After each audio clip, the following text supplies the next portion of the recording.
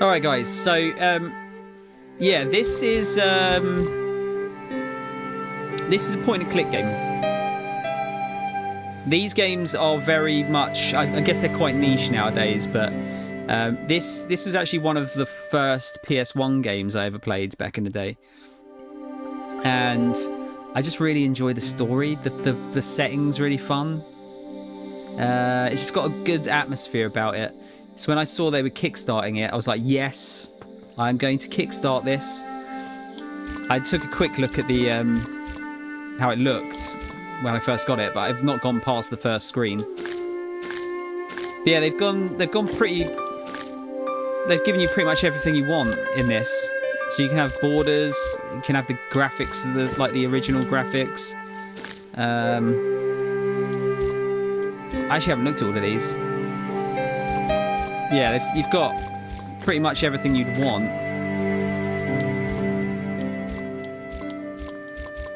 You can even have the subtitles like the originals if you want. Yeah, it's good. It's general cursor sensitivity. That's fine. But yeah, I really love this game. I'm hoping the second one gets done as well, because the second one is equally good. Yeah, we should have a bit of a cutscene, I think. Paris in the fall. Oh, it's loud. The last months of the year and the end of the millennium. The city holds many memories for me. Of cafes, of music, of love, and of death.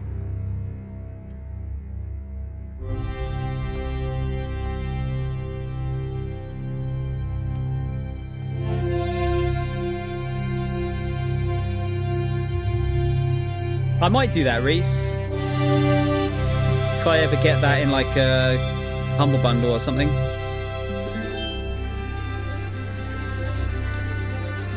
Wow, this, yes, yeah, so all of the cinematics have been, I don't know if they've been redone or like AI upscaled or something, but this looks incredible compared to how it used to look.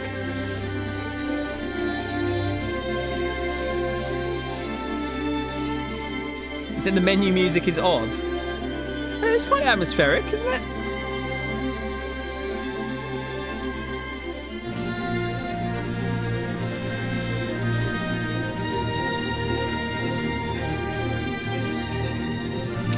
Yeah, we do.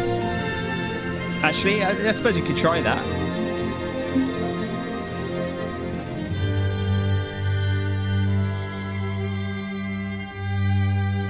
Might have to change the audio up a little bit. This sounds about right, I'd say.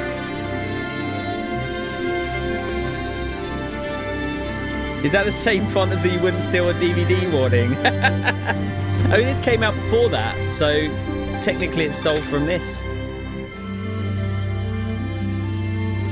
If anything.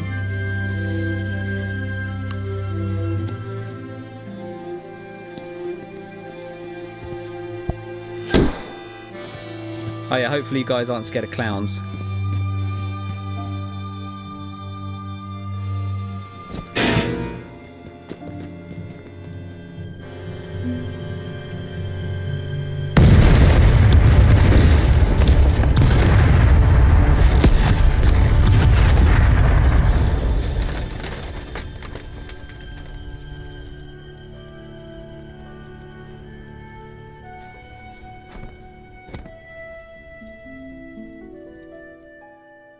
So this is our main character, Mr. George Stobart.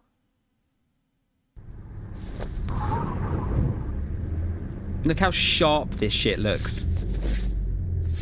As I picked myself up, all I could hear was the ceaseless drone of traffic. Life went on around me. But the explosion was to change my life forever. I'm just thinking I might have to change where I put the camera here. This is the original voice, yeah. I'll put myself at the top of the screen here,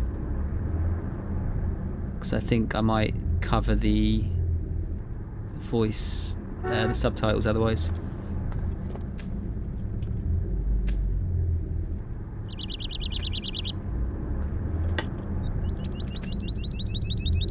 Probably about right there, I think, isn't it? I love a point-and-click game. Love them. Just to show you what this game looked like originally. I guess we'll have the borders on so you can see what it looks like as well. So that's what the game looked like originally. Right. You know, that looks this looks very different to how I remember it. But yeah, then you got, look at that. How good does that look? Well, the audio quality, yeah, like you said, it's the original. So it's gonna sound not great because compression back then was not great. I never did, Reese. No. I like the only ones I've played a couple of the LucasArts ones, and I've played most of the Broken Swords, except for the 2 3D ones. That came out in 1999. Yeah, I mean, this came out in what, like probably 96, 97, I think. All right, let's have a look. I contemplated crawling under the umbrella and pretending none of this had ever happened. Oh yeah, actually, we need to change the sound down a bit, don't we? Change the voice down a tiny bit. George is quite loud. I contemplated crawling under the umbrella and pretending none of this had ever happened. Did that even change it? Probably should have done this beforehand. That didn't sound like it was any quieter. Fuck it, we'll just leave it like that. Let's examine it. The umbrella had protected me from the bomb blast, but it was of no use to me now. Got the paper. Wrapped around the lamppost was a newspaper.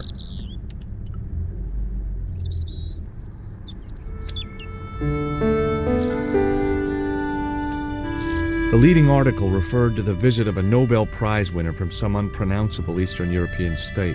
That was the only news story. The rest was rumor, gossip, and sensationalism. Then I noticed the writing at the foot of the page. It read Salah ad-Din, 1345.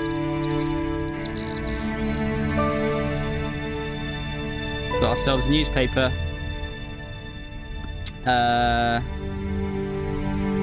Yeah. Y for items, okay. X examine. Use an item. Yeah, okay. It's the standard. You can combine items. I'll tell you what. Yeah, because this is still quite loud. I'm gonna do it. I'm gonna have to do it at system level. Let's just reset that back to how they want it. I'm gonna do it on PC.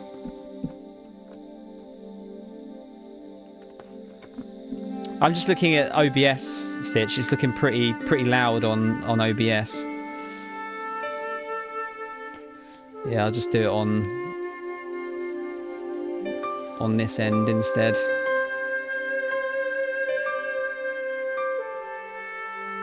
If I can remember how to do it.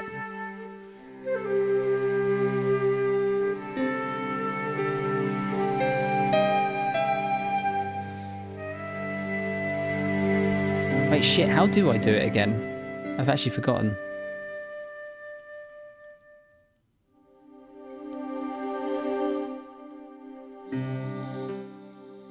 I can do it that way.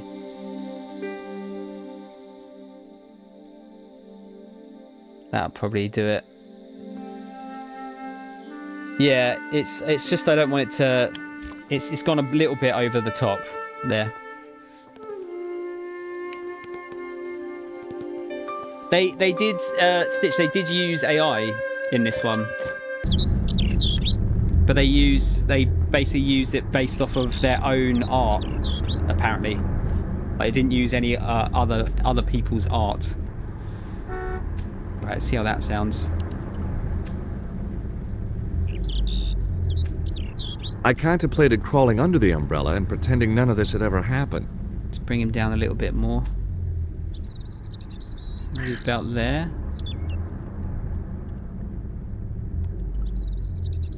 I contemplated crawling under the umbrella and pretending none of this had ever happened. That's probably about right, I think. I'll keep an eye on it. Yeah, that's an actual good use of AI, if you're only using your own shit.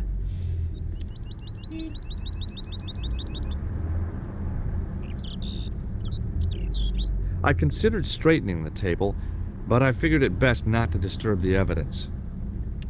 The table had been overturned by the explosion.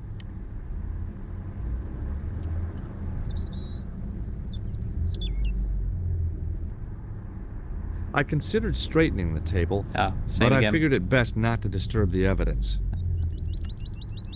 The table had been overturned by the explosion. Yep, same again.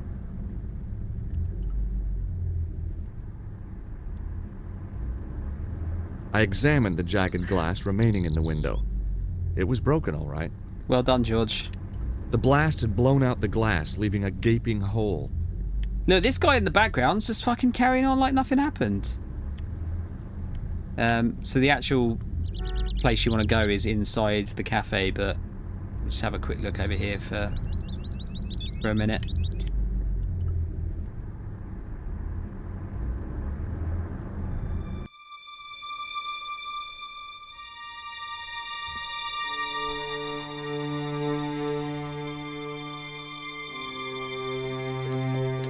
There was nothing of interest. It was a plastic crate.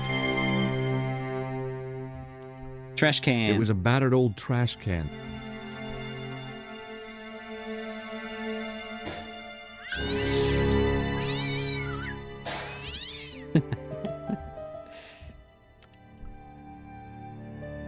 It was an iron cover concealing the entrance to a drain or sewer. Does that sound alright, guys, would you say?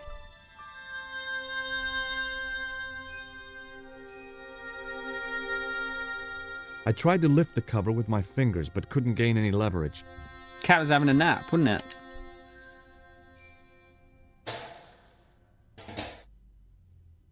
It smelled like someone had dumped a truckload of fish in a locker room on a hot summer afternoon. I love George's voice. I'm not sure if the voice actor's done anything else, but I really love his voice in this game. Music is sort of loud still. You can. I'm going to leave it as default because that's how they wanted it, I think. Another cat? I examined the boxes closely. They were damp and smelly and decidedly empty. What's in the third trash can? Nothing.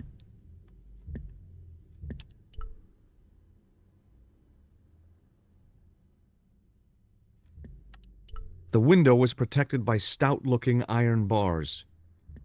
I love, like, examining and trying all of the shit in these games. The drain pipe looked as if it would bear my weight. I took a deep breath and prepared to climb the drain pipe. But why, George? Uh-oh. I guess the clown had an escape over the rooftops. I decided I'd had enough of messing with that drain pipe. You fucked it.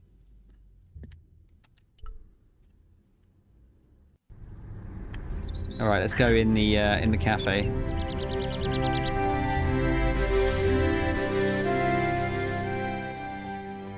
Nice. I really like the music in this game as well. I think it fits really well.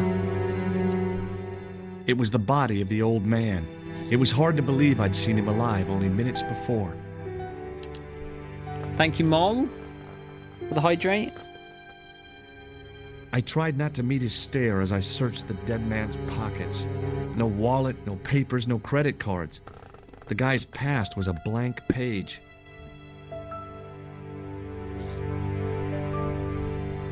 A mysteriously undamaged bottle of spirit stood on the bar. That was next to the bomb as well. I needed a stiff drink, but I hated the taste of brandy. Me too, George. Brandy sucks. The pretty young waitress was unconscious.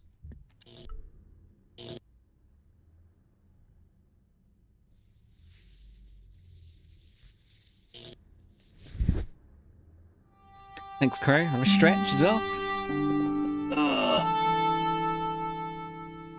Oh, my head. Never again. How much vodka did I drink? Oh, no, don't tell me. What is your name, Sherry? George Stobart, ma'am. Oh, American. She asked the question quite innocently, but I could sense her reserve.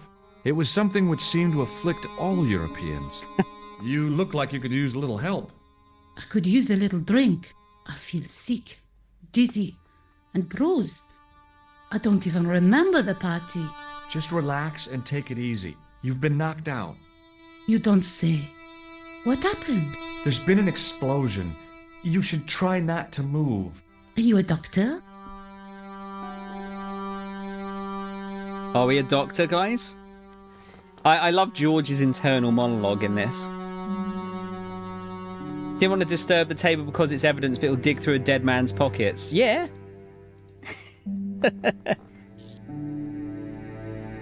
Voice actor of George was the voice actor for the narrator of Teletubbies in the US. Really? That's such a weird, little tidbit there. Let's be truthful, shall we? I'm not a doctor. No, but I used to play hospitals when I was a kid. Can you remember anything at all? No. I need a drink. Pour me a brandy. All right. Is that straight or with ice? Just give me the bottle with a teat on it. I guess a little drop won't hurt.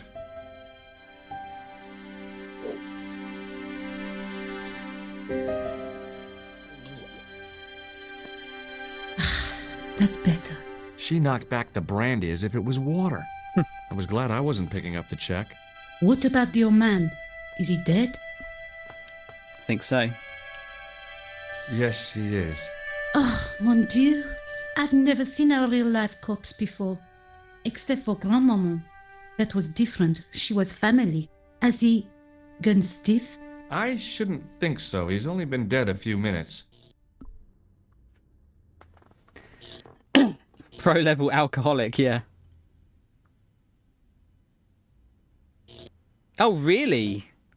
Reese. He was in the original Mission Impossible 2, apparently.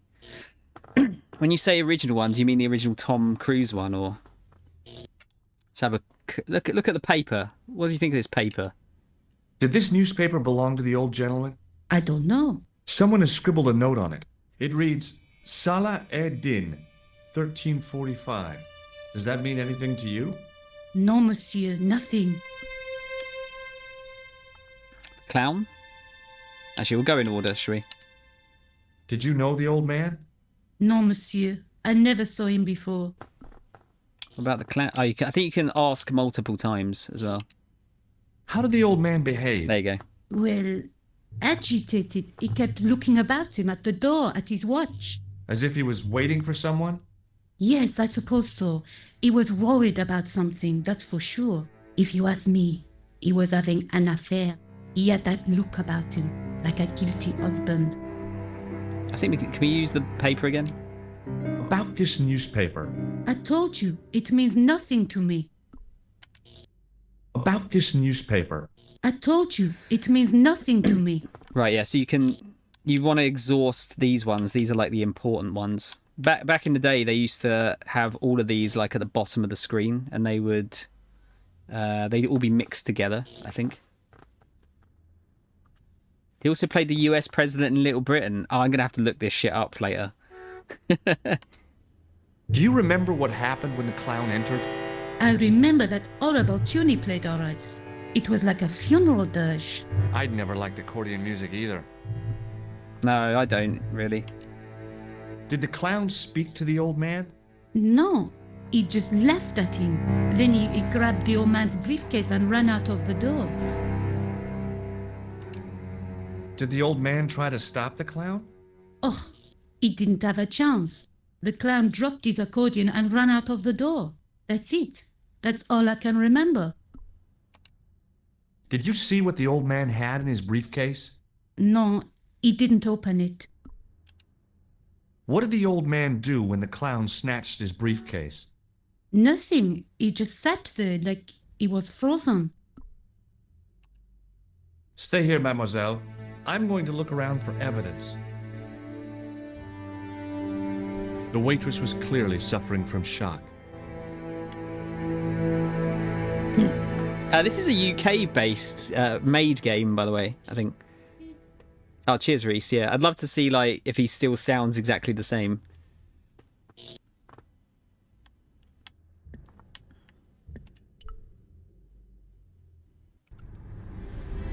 Should we go and talk to this chappie?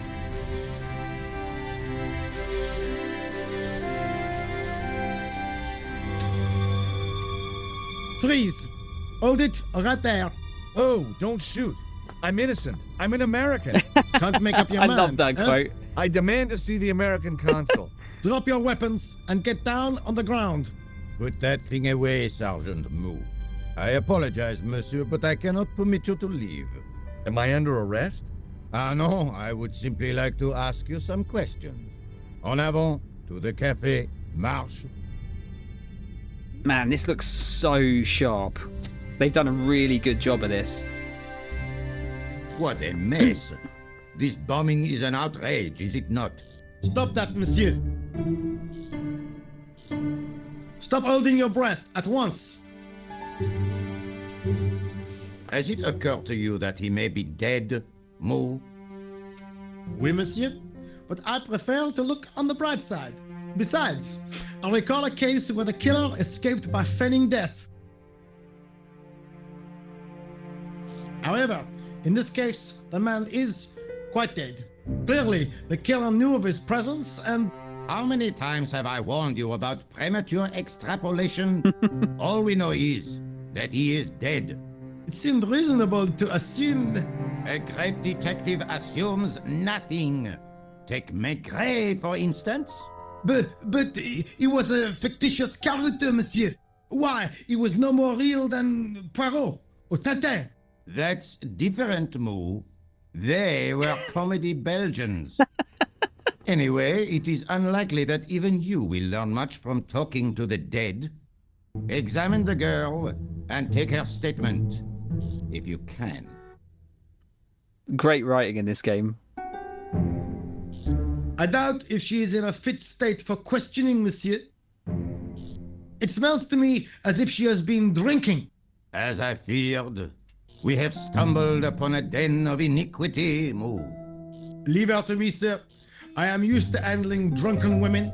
I do not doubt that for one moment. Et maintenant, to business.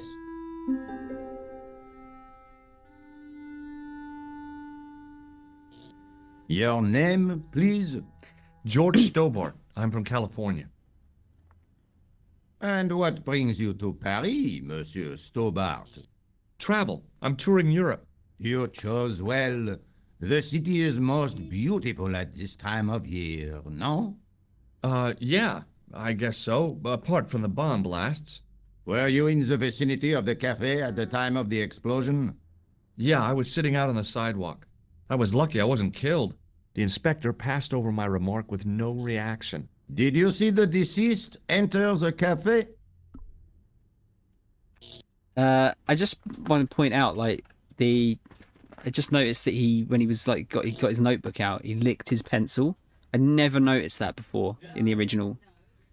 So that's kind of like a neat little extra we've got there, just because of the clarity we have now. 20 years ago was 20 years ago, Chiaki. I know, it's amazing, isn't it? You were probably about 1 year old. I think it probably was, Reese, but like honestly, you just can't make out most of the stuff in the... Well, you probably could on a smaller screen, maybe on a CRT, but possibly. I mean, I'd have to go back and actually look at the original. How many jokes that you wouldn't have got as a kid you'll get... Sorry, I wonder how many jokes that you wouldn't have got as a kid you'll get now. Last time I played it, I was older, but I also don't remember... I remember key bits of this game, but not a lot of the not a lot of the jokes or the quotes. What did he say again? Did you see the deceased enter the cafe? I did. Yes, I did. Was he alone? Yeah. And did he say anything to you? No. He was more interested in the waitress. Did you see anyone else in the cafe? Clown. Yeah, there was a guy dressed as a clown. He was carrying an accordion. An accordion? Bon, the picture is forming in my mind, and it is not a pretty one. Is the girl all right, Moo? She'll live if she survives the hangover. She doesn't remember seeing a clown, monsieur. That's odd, don't you think, monsieur? Who am I to believe, I wonder? Eh bien, I have heard enough. What do you mean? I am satisfied that you know nothing. You may leave. I hope this little incident does not spoil the rest of your vacation. What about my personal safety? Can't you at least give me some advice? What can I say? Stay alert and look out for suspicious characters. And don't cross the road until the little man shows green. Great advice. I honestly believe you are in no danger, monsieur. Should you remember anything of importance, please contact me. My card. Oh yeah, I played it like in '97, Reese, but I've also played it since Thanks. then. That is all. You may go. But it's still There's been not much to go on, a long monsieur. time. On the surface, no. But what lurks inside the subconscious? If the door can only be opened. Are you serious, monsieur? I thought your interest in psychic detection was purely academic. Academic? You are about to witness a scientific breakthrough. Just when you thought they were, one of them was normal. Ah, who is this young lady? The girl presented a confident but sullen mask to the world, an expression more suited to the face of a delinquent youth. The sergeant was a scrawny man in his 50s who resembled a constipated chicken. What a description. Excuse me, Sergeant. You heard the inspector. Go on, monsieur.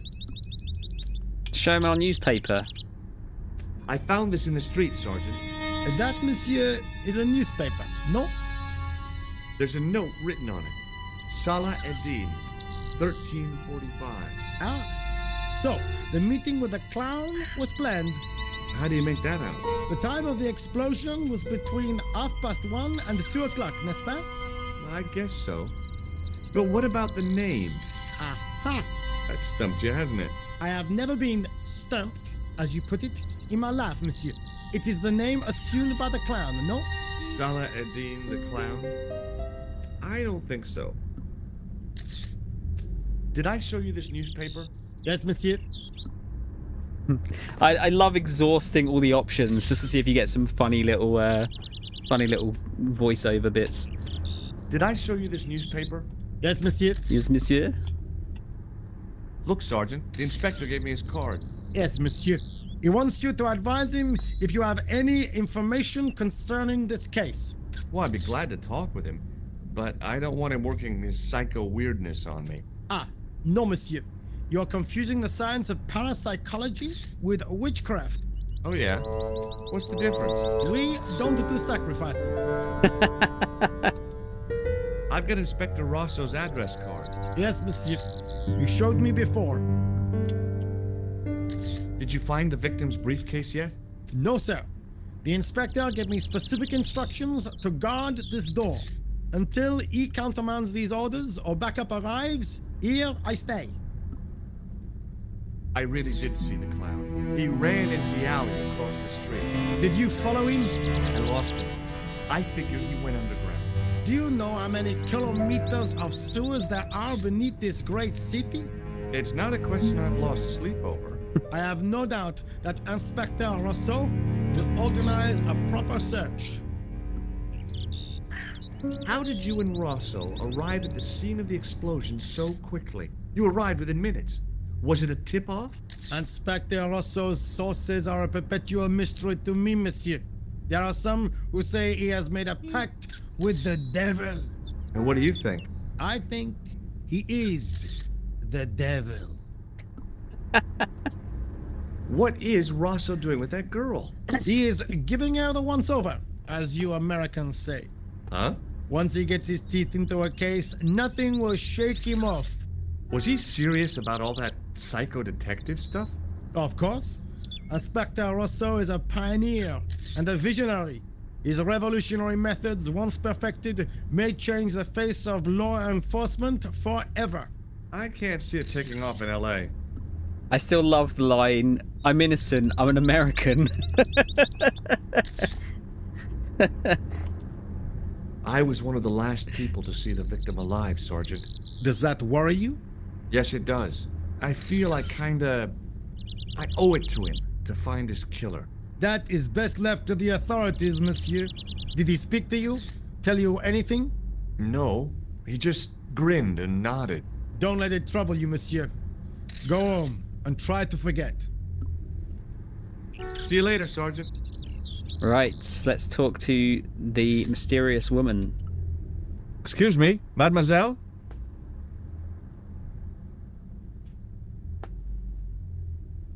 Hi, my name's George Stobart. Oh, an American by the sound of it. Yeah, that's right, on holiday in Paris. Some holiday, huh? You were here when the bomb went off? Sure was. Sat right out front of the cafe. Did you notice a middle-aged man, maybe 60, with an hat and overcoat? I couldn't believe it. She hadn't even asked how I was feeling. Yeah, he went inside just before the bomb exploded. You weren't related to him, were you? Oh no, nothing like that. I am Nicole Collard from La Liberté. Well, what's that, some kind of nightclub? No, it is a newspaper. You're a reporter? I'm a freelance photojournalist. Say, you can interview me about the bombing. You know, an eyewitness account. Minutes after the outrage that shook the whole of Paris. You know, real-life drama, human interest, that kind of stuff. I'll just stick to the facts, thank you. Did you see who planted the bomb? I know it sounds crazy, but he was dressed like a clown. Oh God, it's him again. Have you met the clown before? It's a long story. I have plenty of time. I don't. Who's the guy you were supposed to meet? His name was Planter. I didn't know him, but he called me last night. He said he had a story which would interest me. He asked me to meet him at the cafe. I guess I'll never know what he wanted to tell me. Not unless you have Rosso's gift for psychic interrogation. Why won't you tell me about this clown? Why do you want to get involved? Because he almost killed me. Isn't that reason enough? I guess so. Listen, I'll give you my phone number. George has got the Riz. You help me with my story and I'll let you in on what I know. And let's get one thing straight right now. This is strictly business. Maybe not. Okay, it's a deal. I have to go develop these pictures. À bientôt, monsieur. Fine, I'll, see you soon. Now she is... Damn, I want to talk to her about the other stuff.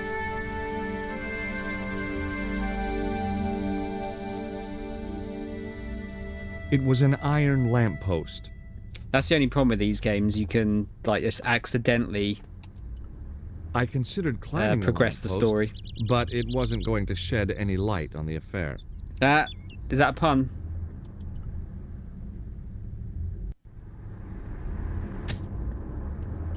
The muscular workman wore a morose expression, like a silent warning to leave him to get on with his job. No, we're going to go and bother him. Hi, can you spare a few minutes? I thought you'd been arrested. No, it was a misunderstanding. When he pulled that gun, gah, I thought that was it. Those automatics pack quite a punch, you know? He made a mistake. He thought I was a terrorist. You? A terrorist? Ha! He was only doing his duty, I guess. Would you like to read my newspaper? I haven't got time to read that. Can't you see I'm busy? You could read it on your lunch break. 10 minutes is all I get. And if my boss had his way, I wouldn't get that. He'd have me on a drip, so I didn't have to stop to eat.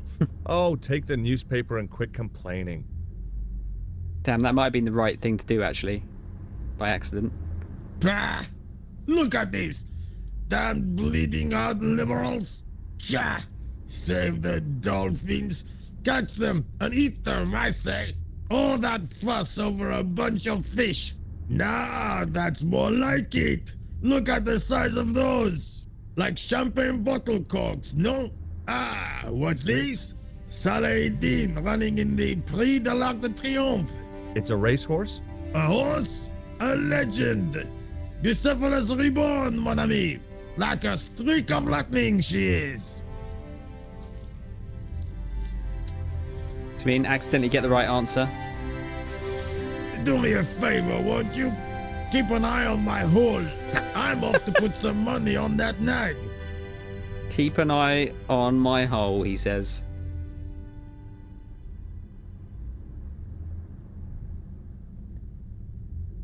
Damn, see what I mean? I hate accidentally getting shit right.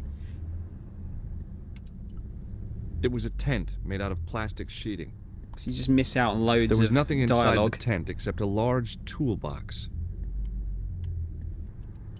It was a huge and weighty-looking engineer's telephone. It was a battered metal toolbox. I'd found just what I wanted, a tool for lifting manhole covers. Ah, where have we seen that? A manhole before. Should we go and talk to Nico? Oh, this is different, I think.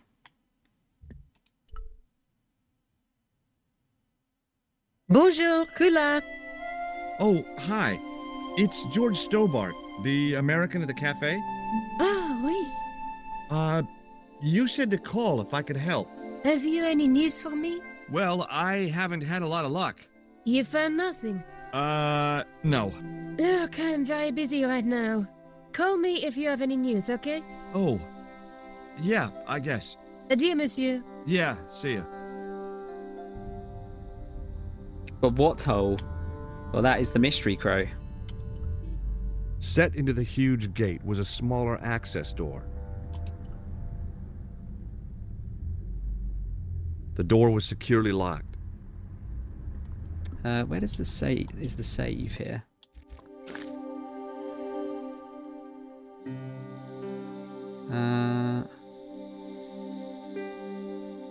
Tell you what, I'm gonna go back to that. So I want to see what. Oh shit! Okay, I can't. Damn. It was a battered metal toolbox.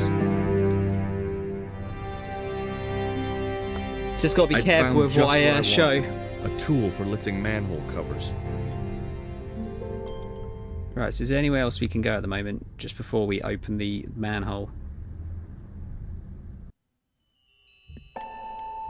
Oh, we can go to the police station.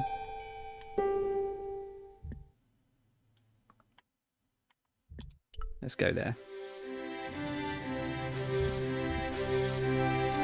It's a pretty fancy looking police station, isn't it? It was a public telephone.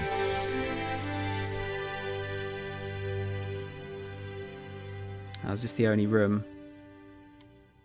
Yeah. The policeman was not much older than me. His face wore an expression of intense concentration. Hello, young man. Excuse me. Not so fast. I'd like your personal details, please. Huh? What for? In the event of an accident, it would help us to know where to send the body. Look, is this really necessary? I came in here to talk to Rosso. Why did you not say? Take a look at this. Inspector Rosso's personal card. Where did you get this? He gave it to me. Why? I think he was Wow. impressed with my powers of observation. He asked me to contact him if I had any information. I see. You are a grass. Did I show you Rosso's card? Yes, you did. Have you any idea what this tool is used for? Oui, monsieur. It is a dipstick. Have you any idea what this tool is used for? Oui, monsieur. I don't think it's called a It is dipstick, is it? dipstick.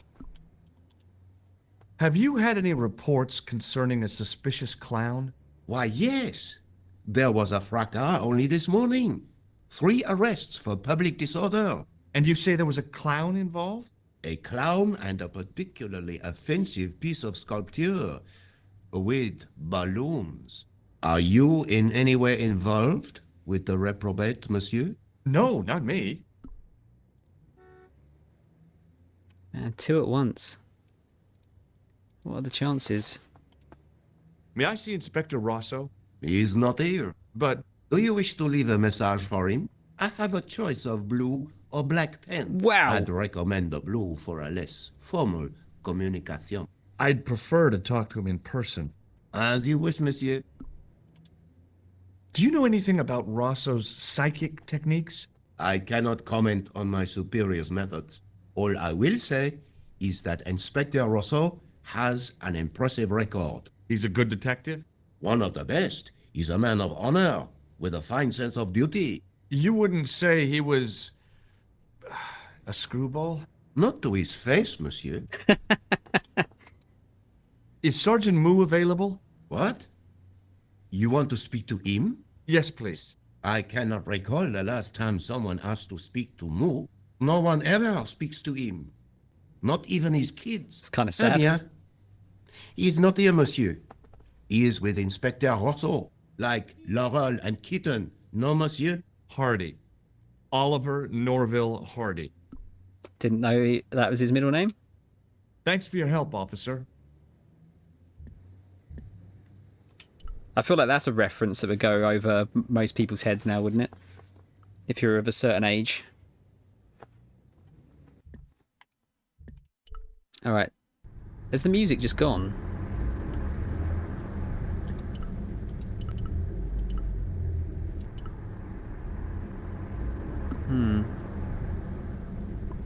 It's also not, like skipping to the... Oh no, there it is.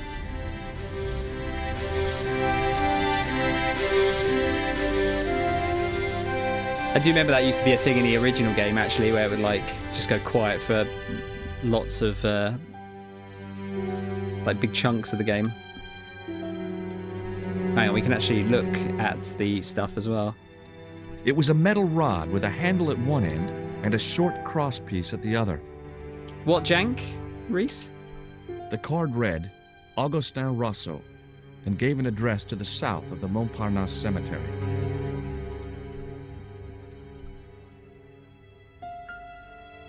No, it was like this. There's just points where it just doesn't play. I lifted the cover to reveal what smelt like the entrance to a sewer. In we go.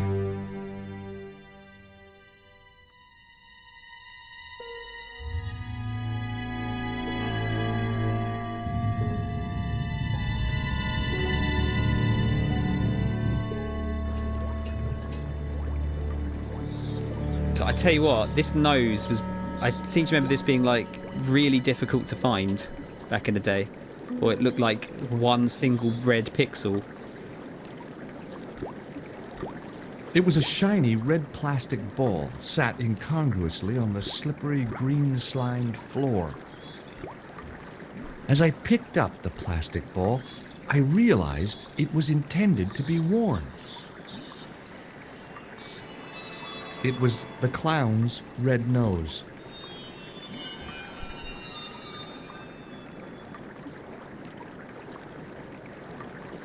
Oh yeah, Crow? What are you thinking of getting?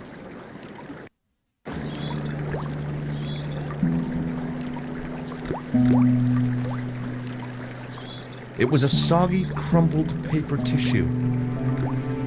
Pick it up, George. I scooped up the sodden tissue.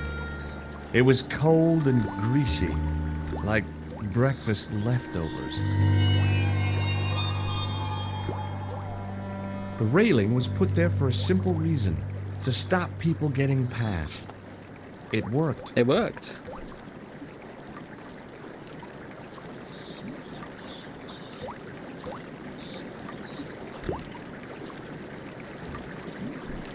It was a small scrap of cloth caught on the rusting spike.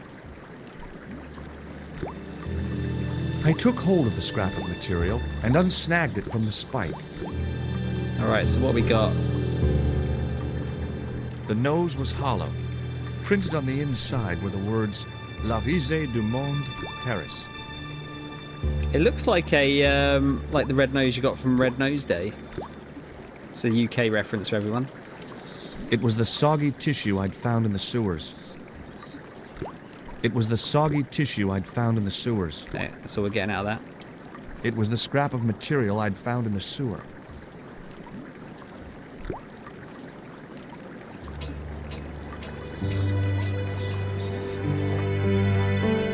I think they still do, yeah. Hi there. Hold it right there. You sewer rat. I knew you'd come back. And now I've got you. What are you talking about? You're trespassing. Come out of there immediately. That's what I'm trying to do. Give me your hand. Ha! You won't catch me with tricks like that. Keep your distance, monsieur. Okay, okay. Now, what were you looking for?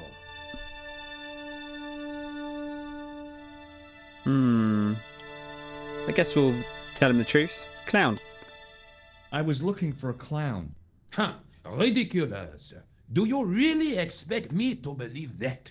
He planted a bomb in the cafe and blew it up. What? The cafe? Blown up? Mon Dieu, that is awful. And you say the person responsible was dressed as a clown? That's right. He blew up the cafe, escaped into the sewer, changed his clothes, and came up here. Ah, mon Dieu. And then, the man I chased, do you think that man and the clown are one and the same? Well, yes, it had crossed my mind. Ah, that still does not explain what you were doing down the sewer. For all I know, you are in league with him. Oh no, I'm just a tourist. I'm an American. Most tourists are content with the Eiffel Tower, the Louvre, or the Pigalle. I didn't realize my waste pipes were such an attraction. Not sure the best place to get them. Mold said she gets hers from eBay, Vinted, and new, but I'm not sure if there's any other places. Card Market's where I get mine from, Crow. Card Market or eBay, for the most part. Perhaps you'd like to take a look at my card? What is this? Inspector Augustin Rousseau? What does that say? Hominoid Division? A homicide. I think the ink's smudged. Then you are not a tourist. Okay, I'm not. I lied to you, and I'm sorry. Don't apologize, monsieur. You know, I had a feeling there was something different about you. It is your posture, your poise. Oh, yes. There is no mistaking the bearing of a disciplined man. And I should know. I was in the army, you know. When I was your age, I was fighting for my life in the African desert. How can I help you, Inspector? Let's start over from the beginning and tell it just like it was. Again, just accidentally got the right answer there. Did you hear about Nintendo/Pokemon going after Power World? I did. I haven't read exactly what they're trying to sue them on, because they can't sue them on likeness of characters, really, can they? Because they're not. They don't look the same. They look like Pokemon, but they don't look specifically like a Pokemon. It's patents. Patents of what, though?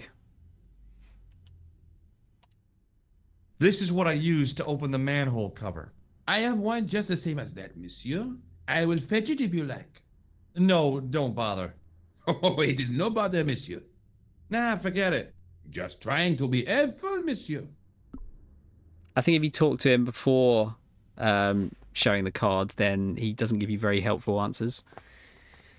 Pokemon supposedly has a patent on throwing balls to capture creatures in fields, which is absurd. Yeah, that seems too vague, doesn't it, to really be something they can patent.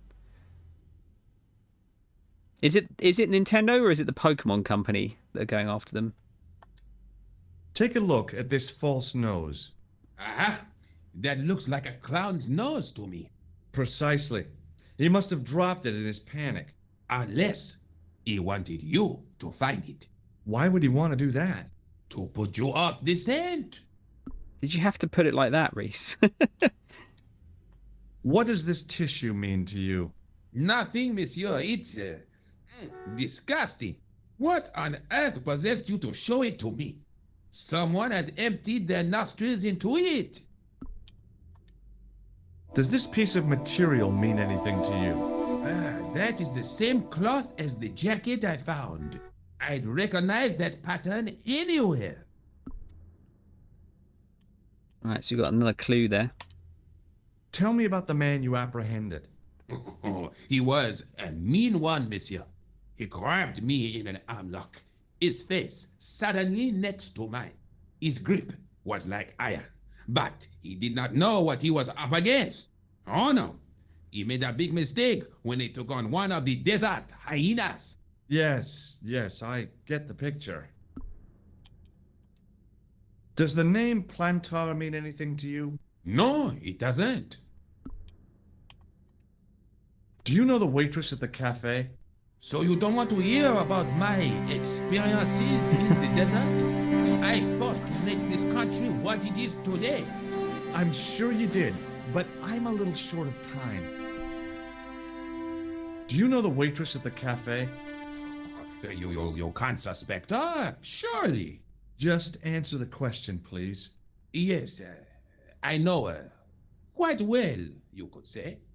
She came to work at the cafe 7 months ago. I look forward all week to the relief she gives me when she visits. Really? So you'd miss her if she wasn't there? Oh, mais oui. Who else would I find to cut my toenails? Oh. Was the guy you saw carrying a briefcase? Why, yes, he was. Clutched in his arms like a baby. That belonged to his victim. Oh, what do you think was in it? Drugs? Stolen jewels? I don't know, but the killer thought it was worth a man's life. Nothing is worth that, monsieur. Now, about the jacket you found. Do you have it here? No, monsieur. One of the sleeves was badly torn, so I sent it for repair. Pity, because otherwise it was a fine piece of quality tailoring. It had the tailor's name inside on the label. Where did you send the jacket? I gave it to an itinerant Romani seamstress. Just my luck. Was there anything in the jacket pockets? Not a sou. You know what I think? Do tell me. He changed out of the clown suit and cunningly disguised himself as an ordinary person. This man is a genius. Looks like I'm up against a mastermind. What was the name on the label? It was a foreign name. Todrick, I think. Did you get the address? There wasn't one, monsieur. Only a telephone number. Well, I don't expect you to remember a phone number you've only seen once. 74 98 08 59. You're kidding. That's his phone number? Yes, that is a little secret number that I learned in the desert. I was taught the technique by a Tuareg shaman. That's incredible. It comes in handy at the supermarket. Better memory than I do. Do I get a reward? Honesty, monsieur, is its own reward. Then I'm glad I do not rely on honesty to pay the bills.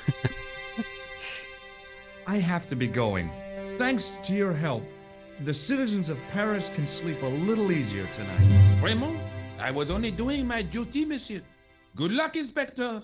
I hope you catch that killer soon. I'll let you out.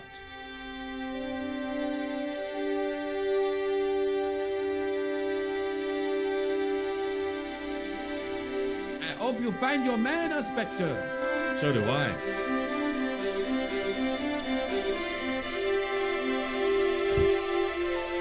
So we are back here.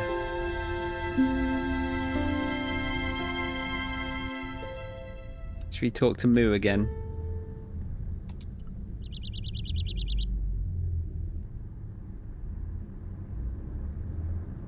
Sergeant Moo? Please go away, monsieur. Show him a nose. Actually, I'll show him the tool. What do you suppose this tool is used for? Oh no, we already asked him Sergeant that, Moo? didn't we? It looks like something an Or did we? obstetrician would use, monsieur. Nope, we didn't. It was with tools like this that the clown made his escape. I don't understand. He opened up the hole and disappeared into the bowels of the earth. If you say so, monsieur. I found this red nose in the sewer, What were you doing down there? fishing for clues. That's where the clown went. You still insist you saw a clown, monsieur? Of course. And this novelty nose proves it. It will take more than a plastic proboscis to convince Inspector Rousseau. You don't want this as evidence, then? Certainly not, monsieur. Do you recognize this dirty tissue? No, monsieur, I do not. I found it in the sewer. Perhaps it would be better if you put it back there. No way! This could be an important clue. If you say so, monsieur. Are you going for commons, Crow? I believe this material came from the clown's clothing. If you are right, monsieur, then the clown must be an Englishman. Well, how do you figure that? Only the English would wear a suit made from material like that. Don't you like the English? It is not so much a question of liking, rather one of taste. They have none. Wow. Moo. He's a hater. I've tracked down the clown's movement, Sergeant. Is that so, monsieur? Yeah. There's a man down the street who saw him crawling out of the sewer. Dressed as a clown? No, he'd changed into ordinary clothes by then. So, how did he know it was the clown? He didn't, but all the clues add up. Little children can add up, but I wouldn't let them manage my bank account. I know the identity of the dead guy. His name was Plantar. Is that so? You knew him, did you? No, but We'll know everything there is to know about him soon enough. I'm trying to be helpful here. The best way you can help us is to go home, monsieur. Go See you later, Sergeant. It's 3 super rares and 1 rare. Got all the commons and uncommons. Okay. Oh no, Mole has woken up.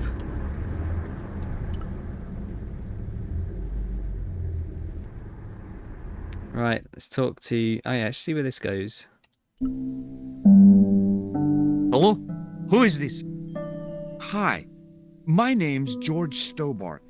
You don't know me. Correct, Mr. Stobart. I don't. What can I do for you? Well, I'm trying to trace one of your customers. Could I maybe come over and talk to you? No. No, that's not possible. Oh, okay. Forget it. Listen, all I want is a name. What are you talking about? Who are you working for? I guess you might say I'm acting in the interests of truth and justice. Thank God. I thought you were the police. There are innocent lives at stake, Mr. Todrick. Lives that you could save. You're collecting for charity, yes? No, I'm not. All I want from you is information. Go on. I'm listening. Do you know a guy called Plantar? No, I never heard of him. Shall I tell you what happened to Plantar? How he was killed in cold blood? I told you, I never heard of Plantar. I expect Plantar's a family man, don't you? In their little apartment, Madame Plantar is cooking the supper, listening for the familiar sound of her husband's key in the door. Junior is waiting for his daddy to come home from work. He can't wait to show him the merit marks he earned in school today. Only tonight, Christ, George. Monsieur Plantar won't be coming home. You forgot the puppy. Huh? The faithful puppy dog, waiting for the sound of his master's voice. Well, maybe they don't have a dog. What do you think? I don't know Plantar. I never heard of Plantar. None of this has anything to do with me. What do you know about the clown who bombed the Café de la Chandelle Verte? I don't have no idea what you're talking about. You're cool, Todrick. But I think you know more than you're saying. I don't know who you be, but sure I am you don't know what you're talking about. I don't know if you're saying that to make me think you don't know what I mean, but... Oh, this is ridiculous. Quit playing games with me, Todrick. I tell you, I know nothing about no clown. He's been in this for like 30 minutes and he's already thinking he's a badass detective. Did you know that one of your customers was a part-time clown? If a guy feels happy with a funny nose and custard down his pants, what's the problem? Thanks for nothing, Todrick. So rude. I'm sorry, Mole. It's bad, isn't it?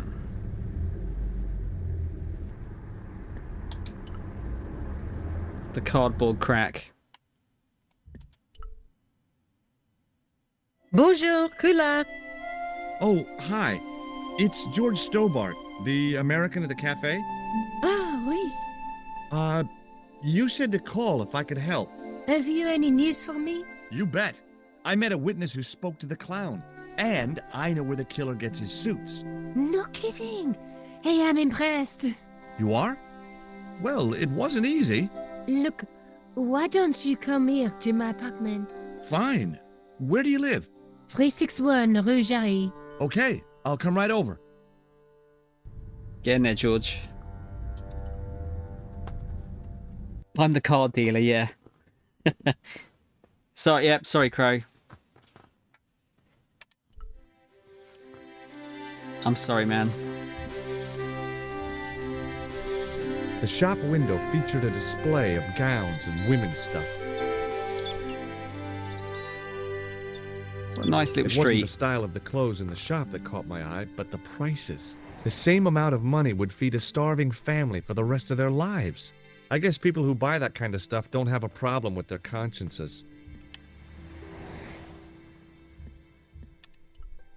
The shop window featured a display of gowns and women's stuff. George, not a fan of consumerism. The woman was doing something with a pair of needles that couldn't be described as knitting. She was a cheery old soul, the kind you'd walk across the street to avoid. Let's go and talk to her. Oh, hi. Bonjour, monsieur. Would you like me to foretell your future? No thanks. I'm very good, and it only takes a minute. Thanks all the same, but I'm not superstitious. Besides, if it only takes a minute, that's not much of a future to look forward to. He's right. Okay, that's good, Crow. It is good, isn't it? Bit of cardboard crack. What do you make of this tool? Is it something a dentist would use? No, it's for raising manhole covers. Formidable. Do you recognize this nose? Non, monsieur. What can you tell me about this tissue? Nothing. What can you tell me about this material? It's a very expensive piece of cloth, monsieur. Are the flowers for sale? Oui, monsieur. Okay. I'll take a bunch of those white ones. I wouldn't do that if I was you. No? They are lilies, monsieur. Some people associate them with death. Yikes. Well, thanks for telling me. What other flowers do you have? Dahlias? What do they signify? Insecurity. I don't want to give her the wrong idea about me. What about the tall yellow ones? Those are iris, the flame of passion. And the little yellow ones? Sensuality. Well, they're no use to me. I want to make an impression, not jump down her throat. Okay, Mole, good. Good. Yeah, you can blame me, that's fine. I've changed my mind. Will you tell my fortune? You're going on a long journey. My, oh my. What a surprise. Can you tell me anything I don't already know? 10 francs, please, my dear. 10 francs? That's a ripoff. please yourself? How does this fortune-telling routine work? If I knew that, I wouldn't be selling flowers for a living. Haven't you ever wondered why you were blessed with the gift? Well, it's a bit like satellite television, I suppose. Some of us are born with a built-in receiver dish. I just happen to be one of the lucky ones. Can you really foretell the future? Only time will tell, monsieur. The strange thing is, I can't seem to see myself in the future. Other people, I have no problem. But when I try to see what might happen to me, nothing. That must be scary. Maybe. I figure it's a kind of natural safety mechanism. Either that, or I don't have a future. Do you guys believe in that kind of stuff? Do you know a young woman called Nicole Collard? Yes, I do. She lives upstairs from me, in the apartment block across the street. The door isn't locked, but you'll need to give it a gentle nudge. It sticks, you see, because of the damp. The landlord said he'd fixed it before winter sets in. He's been saying that for 3 years. How long has Mademoiselle Collard lived here? A few months. She's in for a shock when the cold weather comes. Drafty windows, insufficient heating, it's a struggle to keep warm. The only reason I stay is because the rent is cheap. You're a young lady. She deserves better. I thought Mademoiselle Collard was a successful photographer. Not as successful as she makes out for all her fine clothes. Oh, I've heard her crying herself to sleep at night. That's awful. Now don't you let on that I've told you. She's proud, that one. Too proud, if you ask me. Yeah, I think it's they ask sort of like vague questions or give you vague answers that kind of all roughly mean the same thing, don't they? See you later. That's right, monsieur. You will. Sounds like a threat. They were lilies or tulips. Some kind of flowers, anyhow. Pretty, I guess, if you like that sort of thing. Me? I couldn't see the point of buying something that was already half dead. Typical man. I inhaled deeply, I agree. expecting to experience the scent of the flowers. What I got was traffic fumes. It was a food store selling fruit and vegetables.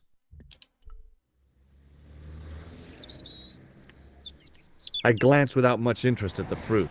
It was dusty, shriveled, and tired-looking. All right, let's have a look. So you got to give the door a bit of a nudge. The door was shabby and in need of a coat of paint. I couldn't imagine the Collard woman living here. Remembering the flower seller's advice, I pushed the door gently just above the lock. Didn't seem very gentle, did it? See, this is a nice place. Bonjour. I'm glad you could make it, monsieur. Please, call me George. Fine. I'm Nicole. Take a seat, George. George.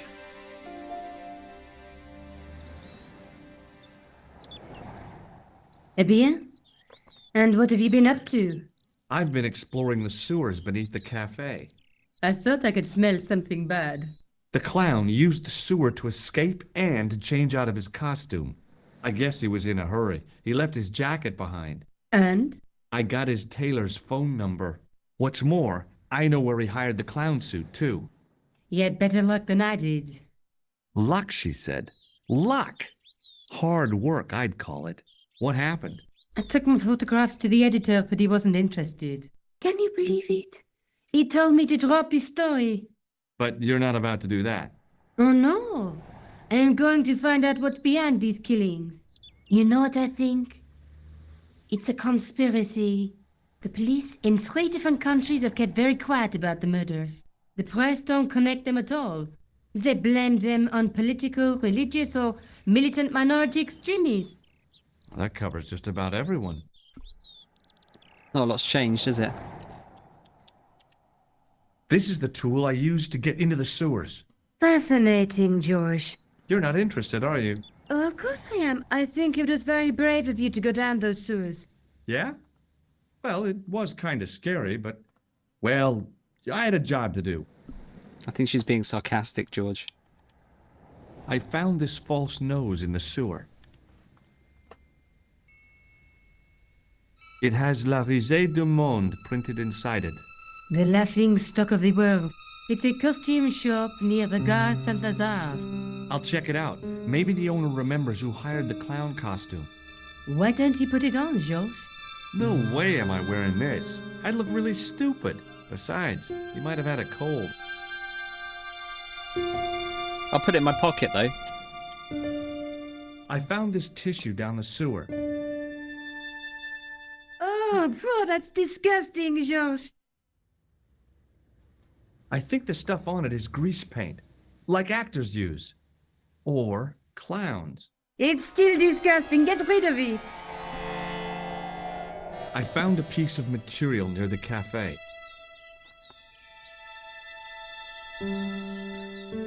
When I showed it to the concierge, he recognized it right away. It is a It's very disgusting distinctive, looking all right. cloth, isn't Just it? wait until you see this. I developed the film I shot at the cafe. Yeah, George, it's an enlargement I made.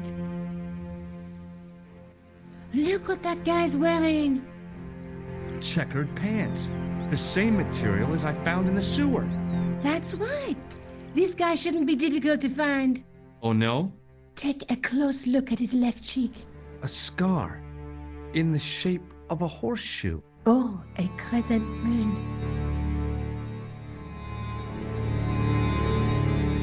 How come you enlarged this photograph of me? Because I noticed the guy behind you, of course. Do you want this photograph back? No, you keep it. I can always make another print. Do you show the tissue again? Did I show you this tissue? Yes, George. I asked you to get rid of it. Thanks, Mole.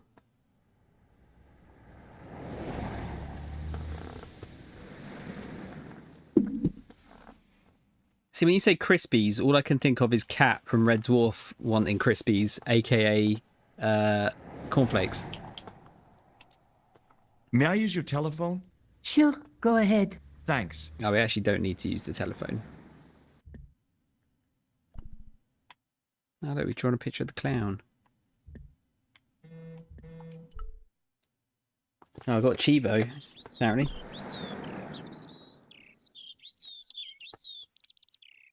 How did Plantar get your name?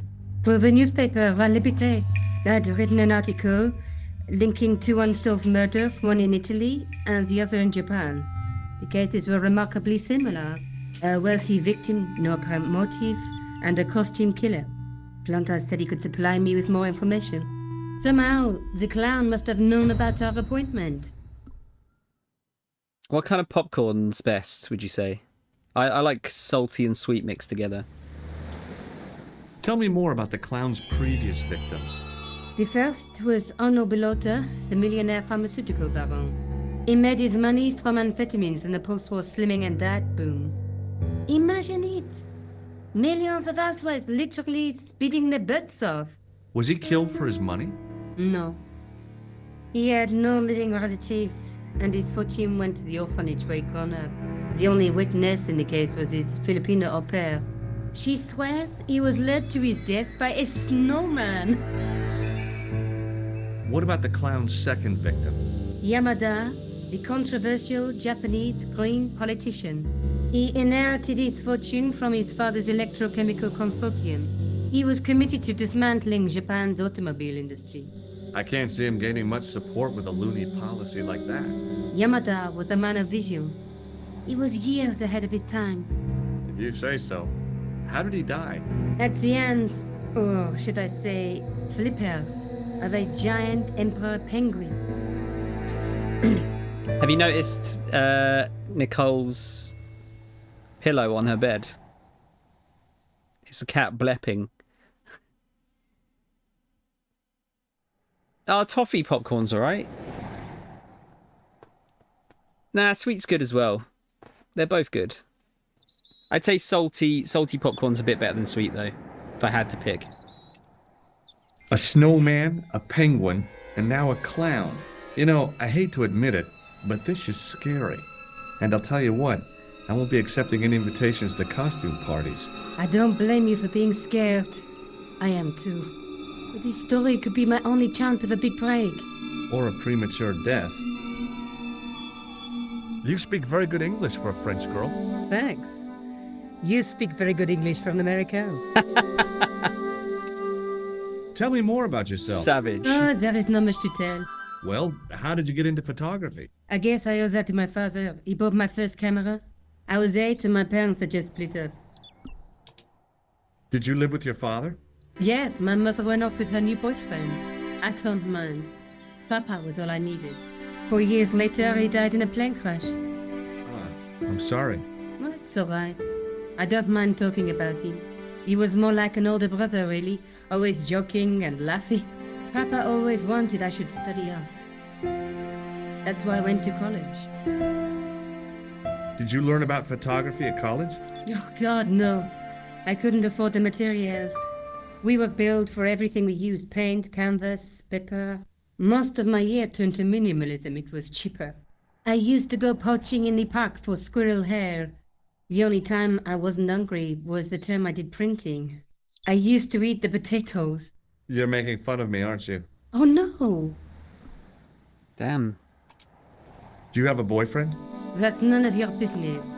Straight to the point, George. I'm going back out to search for that clown. Where? I guess I could visit the costume shop. Good idea.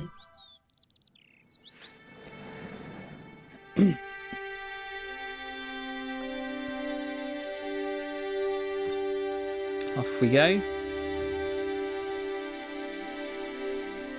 Can you talk to the old lady about anything else? Oh, hi. Hello, my handsome friend. Do you recognize the man in this photograph? What a hunk. He's a killer. I can see that. His eyes say it all. See you later. That's right, monsieur. You will. Old lady's thirsty for a murderer.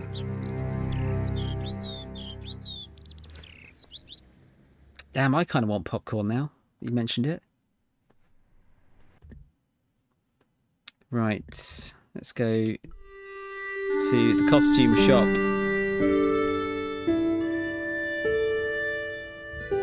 Is that a, novelty poo? It was a disgustingly realistic plastic novelty. Like one I'd left on the teacher's desk at school. Boy, that caused so much of a stink you'd have thought it was a real one. As my fingers closed on the plastic novelty, I realized my mistake. It was a novelty, all right, but it wasn't plastic. The sight of the dog waste set my stomach churning again. I quickly looked away. No way was I going to touch that thing again. It was an antique phonograph, the kind you have to wind by hand.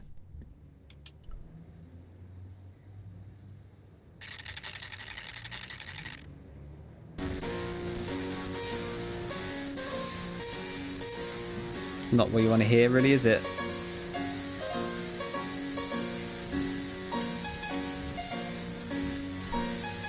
The dummy wore a traditional Pierrot costume. At least, I guess it was a dummy. I gave the dummy Pierrot a tentative prod, but it didn't move. She reminded me of a girl I dated back in high school. Come to think of it, the dummy had more personality. As I was about to touch the dummy, I realized it had the same color eyes as Nico. The strange thing was, I hadn't realized I'd noticed the color of Nico's eyes. My man's already fallen in love. The guy's spoon-shaped face was mournful and humorless. He looked like a vegetarian in a slaughterhouse. Excuse me. Bonjour, monsieur. Please, come in. Welcome. Leave the mundane world behind. For in these four walls, fantasy is king. I don't want a costume. Didn't you ever dress up when you were a child? Not that I remember. Incredible. You'll be telling me next that you never shared your elder sister's lingerie. I don't have a sister, and I think I'd look pretty silly in a brassiere. I just need some information. Of course. How can I help you?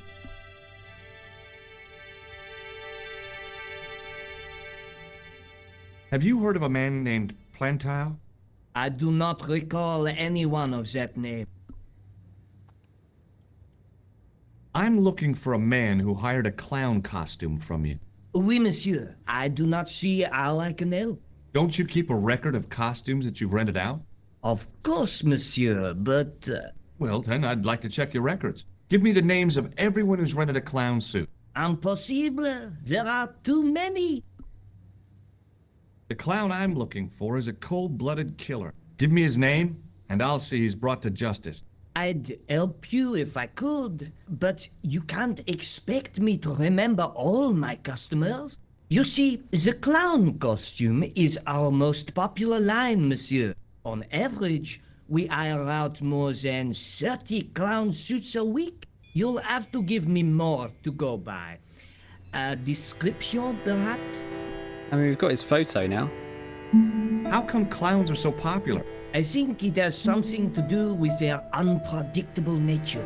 Personally, I think clowns should be banned, along with mimes. Oh, come now. Who doesn't love clowns? Me, for one. I think a lot of people are scared of clowns. What does this tool mean to you? Nothing, monsieur. Do you want this red nose back? Not after it's been worn, thank you. Does this dirty tissue mean anything to you? Let me smell that.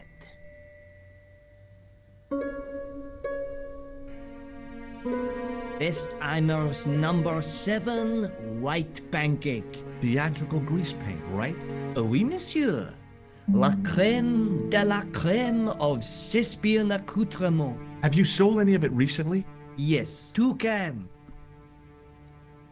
About this tissue. I have already given you my professional Well, that opinion. narrows it down, doesn't it? Do you recognize this man?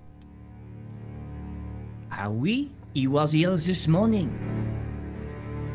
He chose 2 costumes. Bozo the clown and Seamus the pixie. A pixie? Very smart. Green silk with a taffeta lining. He gave me his name as Monsieur Card. Are you sure this is the same man who hired the clown suit? Certainement, Monsieur Card. There we go, we've got a name. Thanks for your help, buddy. My pleasure, monsieur. Allow me to shake you by the hand. Huh? Well, okay.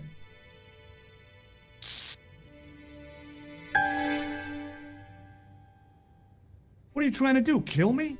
You did not find it amusing? I never saw the funny side of electroshock therapy. Eh bien, it is yours to keep. A gift? Do I need a license? No, but I give you a word of warning, monsieur. What? Remember to switch it off before you visit the toilet.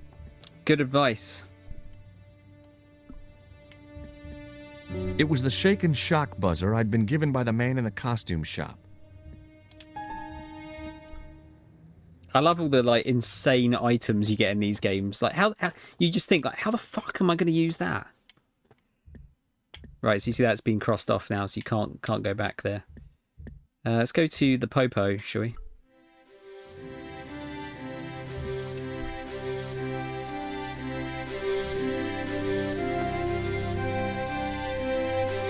Excuse me?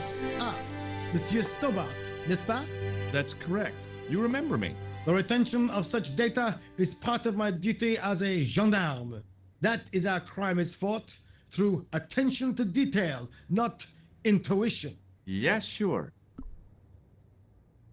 It's hard to tell if Moo's a dumbass or not. Like, Half the time he is, and then half the time comes out with really clever shit. Do you recognize the man in this photograph? No, monsieur. It's the guy who bombed the cafe. The clown. This man looks nothing like a clown. He's taken off his grease paint and costume. Then there is nothing to link this man with the killing. Nothing? Look at those murderous eyes. Hardly likely to get him convicted. Yeah, let's retry it. Shake his hand. Would you like to shake my hand, Sergeant? Not while I'm on duty, monsieur. The gesture could be misconstrued. Do you know a man named Khan? He's a shifty-looking guy with a scar on his left cheek. No, monsieur. Has this man any connection with the bombing of the cafe? Yes. I believe Khan was the name he used when he hired the clown costume. Is Rosso here? Yes, he is. You wish to speak to him? Yes, please. Yes, I do. One moment, monsieur. Stobart is here to see you, monsieur. Did he say what it was about? No, monsieur. Very well.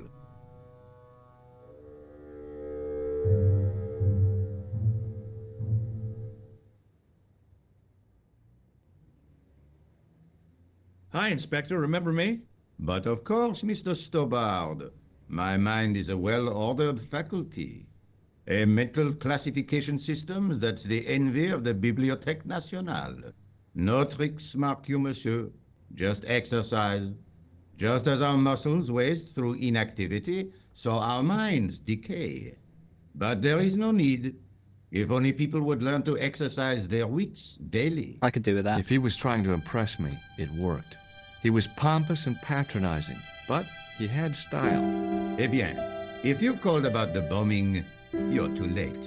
Investigations have been closed. But How long is it going to take you, Taken Mol? off the case. what about the murderer, the dead guy? It is out of my hands. I feel like I might get arrested if I do this, but we'll do it. Yeah, how long are you going to be roughly, Mol?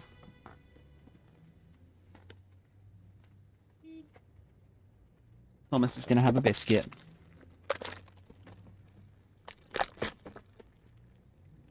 She already gone? About an hour, okay. Alright. Safe journey home.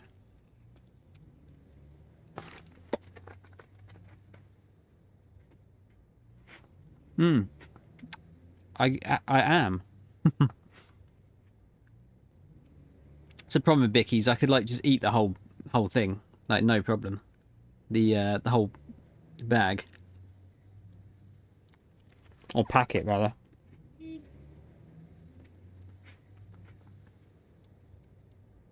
What do you make of this, Rosso? It is a tool for gaining access to sewers. Does this red nose mean anything to you?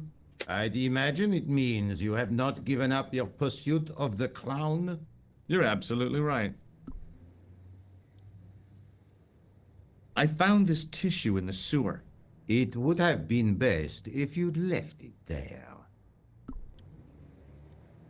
Do you recognize the man in this photograph? No. No. It's the face of a killer. The man who bombed the cafe? The photograph was taken soon after the explosion. He'd escaped through the sewers, leaving a trail of clues behind him. Circumstantial evidence, Stobart.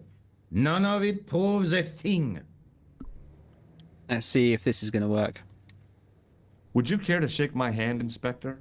Please don't be offended if I decline your offer, Stobart. The palms of my hands are particularly sensitive.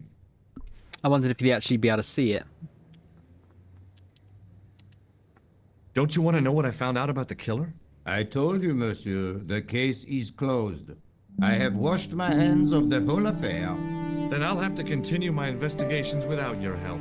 No, you must forget the business of the clown completely. Go back to being an ordinary tourist, Stobart. Did Did you find out the ID of the guy who was killed in the explosion? I already knew who he was. I heard that the bomb victim's name was Plantar. Your sources are reliable. He was a big shot at the Treasury, wasn't he? Maybe that's why you've been taken off the case. I'm sorry, monsieur. I cannot comment. What was that psycho-detective business you did in the cafe? It is my theory that the passions evoked in violent crimes create ripples in the ether, invisible to all but the possessor of a highly developed and receptive mind. I'm impressed. Can you bend spoons, too? I didn't think a man of your obvious intelligence would stoop to mockery. I'm not mocking. I've had personal experience of the power of the mind. I used to get ignored at parties until I read a book that changed my life. Really? What was it called? Hypnotism for fun and profit. He looked at me as if I'd farted at a funeral. The power of mesmerism is a rare gift, not a party trick. I don't want to fuck off Mole anymore, Crow. I think we will hold off on Ratchet for now. You're not going to try any of that psychic interrogation on me, are you? Do you find the thought of my probing distasteful? Let's just say I'd rather you didn't. I've got more doubts than doubting Thomas when it comes to mysticism. Too bad. I think you would make an interesting subject under controlled regression. The day I let anyone mess with my mind hasn't dawned yet. So long, Inspector. Right, so he's been taken off the case. Don't think we can look at anything there, can we? No. Oh yeah, I know you're only joking. Shall we go back to the cafe? How did the guy do? Did he win? Might be able to talk to him about the other stuff now. Hi. You're the guy who gave me the tip, aren't you? Huh? The racehorse, Salah-ed-Din. Oh, yeah, but... I put every franc I had on that horse. Listen, My lifetime savings, next month's rent, everything. Oh, God. She won by 3 lengths. I'm a rich man. Call me Lucky George, the punter's friend. So how come you're still here? I'm not going to let my newfound wealth change me, not one bit. I bought this hole, fittings and all. Now I can come and go as I please. No more clocking on or completion schedules. No foreman breathing down my neck. Thanks to you, I've found paradise. I'm getting a mushy feeling in my chest. But not half as mushy as your head. What do you want now? Oh, I'm glad someone's having a good day. I borrowed this tool from you while you were gone. Keep it. I can afford to buy a new set now. What do you make of this clown's nose? It would be more amusing if you were wearing it. Do you recognize this tissue? Certainly not. It sounds like he's straining to have a shit or something. Do you recognize the man in this photograph? No, I don't. Would you like to shake hands with me? No, I wouldn't. One of the real pleasures of being rich is not having to be polite.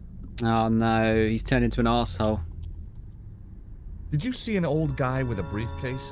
Wait, silly old coot. Do you know what he said to me?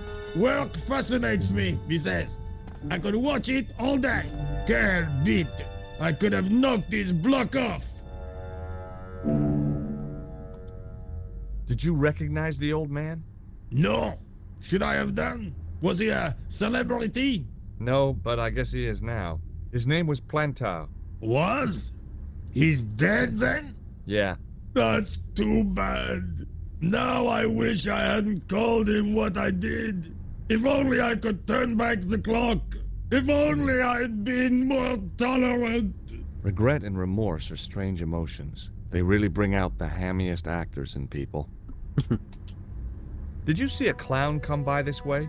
A clown? Like in a circus? Yeah, with makeup and a big red nose. Huh! Those guys are funny, aren't they? Not in my experience. I love the circus, especially the horses. You haven't answered my question. Have you seen a clown? You think I've got time to watch everyone who passes by? Some of us have to work for a living. Look, I know you're busy, but surely you'd have noticed a clown. I told you already. I didn't see a thing. He was wearing multicolored baggy trousers and makeup. He'd be a poor sort of clown if he didn't. Listen, I have to find that clown. He's a killer. Say, who are you anyhow? A cop? No, of course not. I mean, do I look like a cop? I guess not. How do you know this guy's a killer? Did you see him in action? Didn't you hear the explosion? The cafe was blown up. The clown killed the old man? That's right. Blew him up with a bomb concealed in his squeeze box.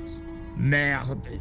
But why did he go to the bother of dressing up like a clown? Who can unravel the tangled logic of a killer's mind? I guess it's some deep-seated psychological need. Or just plain showmanship. I gotta go.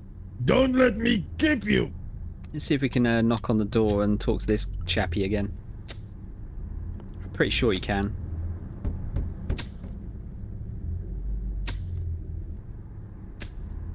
Yep.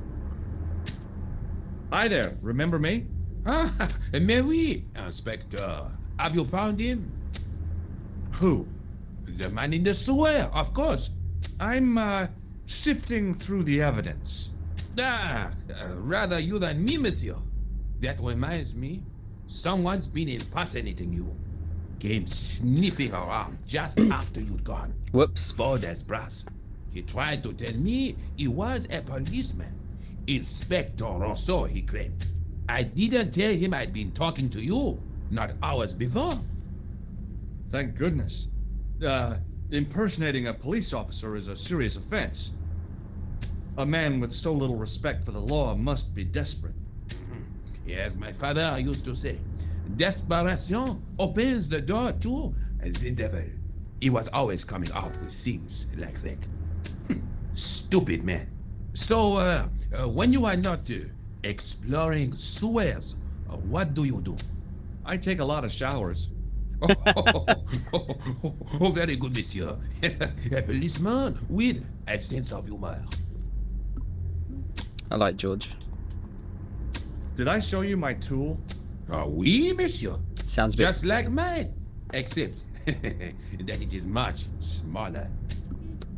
I was about to say, that sounds a bit rude. They know what they're fucking doing. Take a look at this false nose. You showed me before, monsieur. Do you recognize the man in this photograph? Yes, I do. It's that villain I told you about. Shake my hand. Go on, shake it. You're joking, aren't you? Nothing personal, but you've been mucking about down this sewer. It's fair enough. I have to be going. Good luck, Inspector. I hope you catch that killer soon. Can we go back to the cafe? Oh no, it's been boarded up. That was quick. There's one thing I wanted to check actually over here. So in the original game, I think the drain pipe didn't go up the wall properly, so it looked a bit weird. Yes, it like stopped like there, I want to say. Just want to see if that's the case here.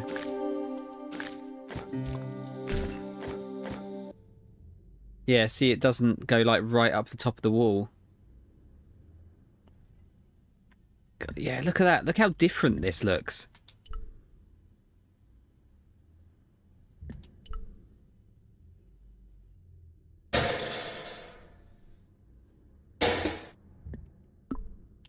It's such a change.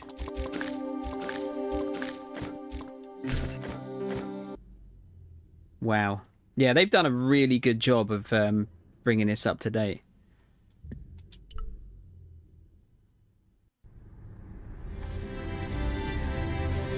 Alright, so this area is pretty much done.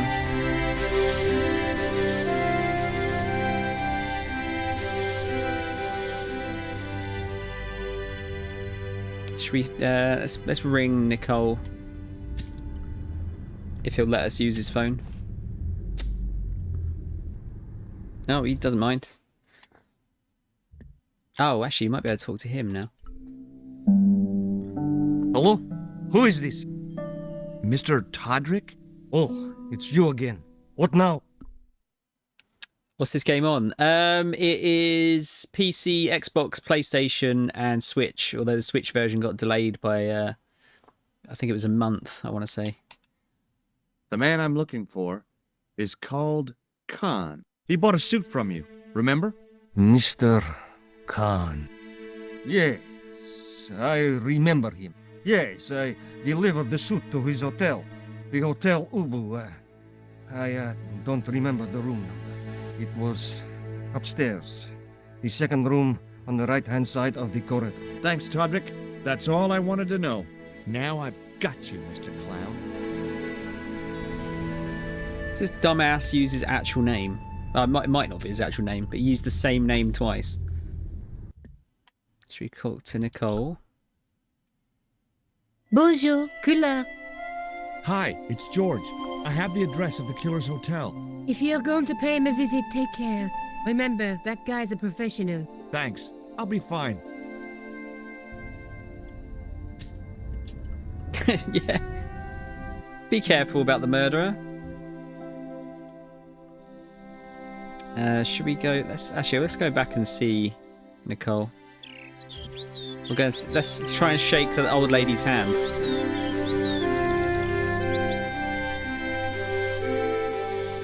Oh, hi. Hello, my handsome friend. Would you like to shake my hand? No, I wouldn't.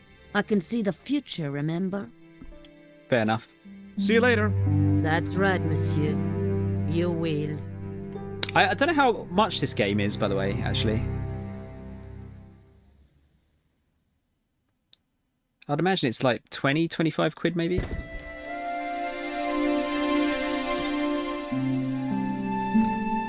I found the address of the hotel where Khan the killer stayed.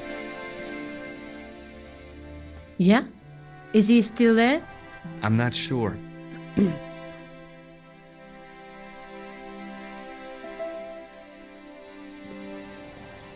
Can't look around her room, can we? No.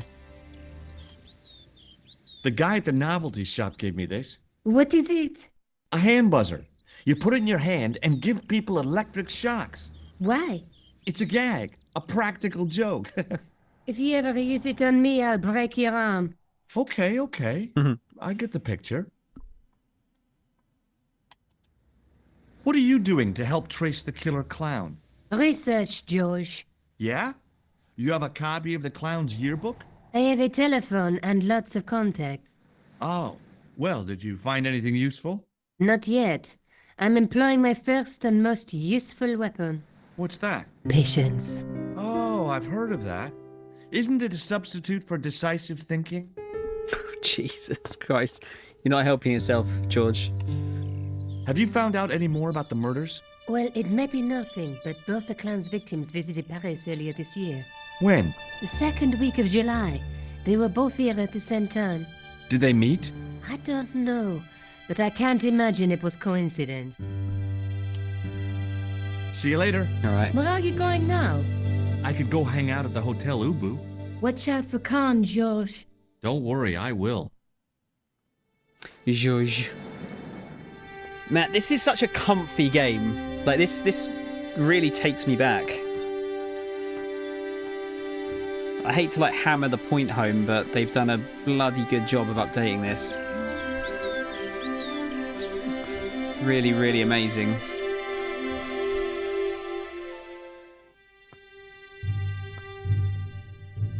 Out of this bit, I don't remember. Okay, so we've got a bit around the back. Look at these goons. The guy looked just like a weasel. The man looked like an amiable Bigfoot.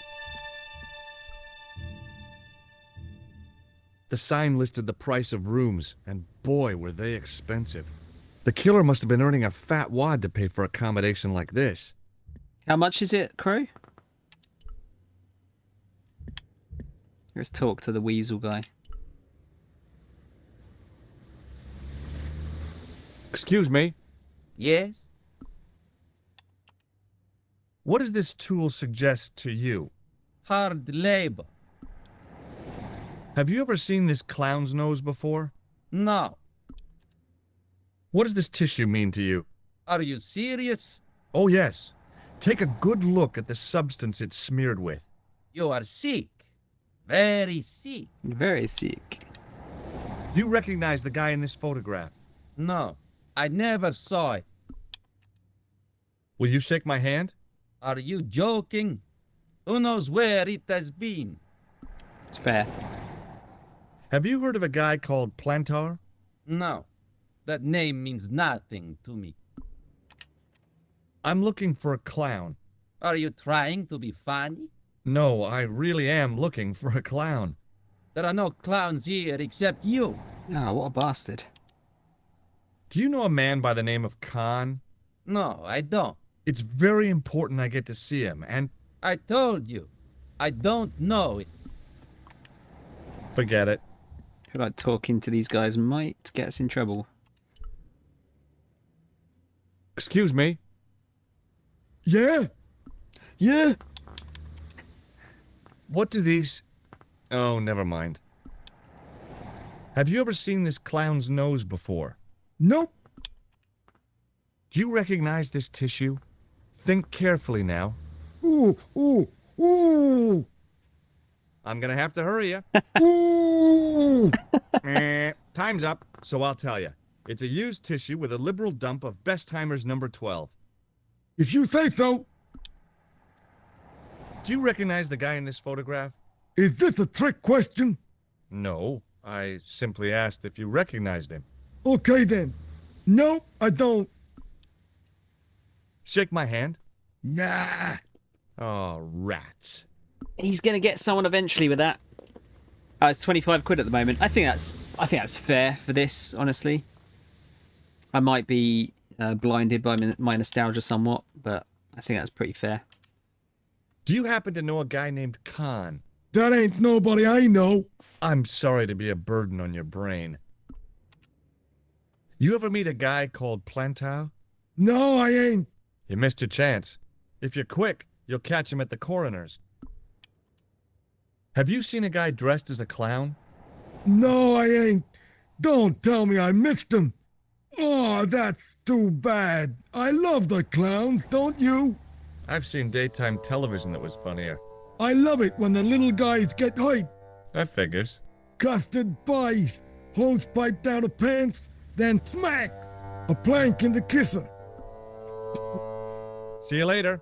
Not if you see me first. I'm not sure that's how that quote goes.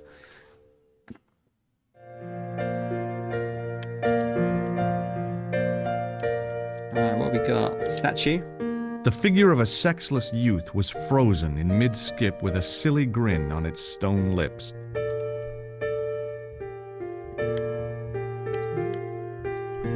In the ornate booth was the most elegant public telephone I'd ever seen.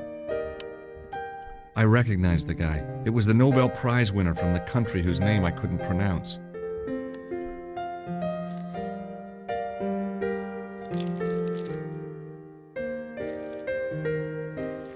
Excuse me, didn't I see your picture in the news?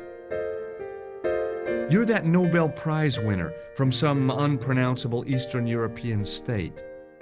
Yes, that is me in person. I don't want to worry you, but have you had any threats on your life? You know, mysterious phone calls, letters made up of headlines cut from the newspaper. I don't know what you're talking about. Have you any idea what this tool might be used for? I cannot guess. Would it mean anything if I told you it was for lifting drain covers? Such technology fills me with wonder. I feel like we're insulting this guy's intelligence. What does this clown's nose suggest to you? In my country, we have no use for clowns. I'm glad to hear it. They were dealt with most severely in the last cultural cleansing. Jesus. What about the mines? Did you get them too? All gone. Our streets are mine-free. Sounds like heaven. Man, George wants a clown genocide, apparently. Does this goo-smeared tissue mean anything to you? No, it doesn't. Do you recognize this man? He calls himself Khan. Yes, I know this man. Why do you carry his photograph? I'm a private detective. May I shake you by the hand? I do not shake the hands of imperialist dogs. Now that's a real bad attitude problem you've got there. Do you know a guy called Plantow? I don't know anybody in Paris. Oh, well, this guy's dead anyhow. Why do you ask me about dead men? I have seen enough of death to last me a lifetime. I'm, sure you have. Have you seen a clown? I beg your pardon? The clown. A guy in funny pants. Have you seen him? My pants are from England. Marks and Spencer. Ah, They Marks are and a Spencers. pleasure and a comfort to wear, with much support. I'm real glad to hear that.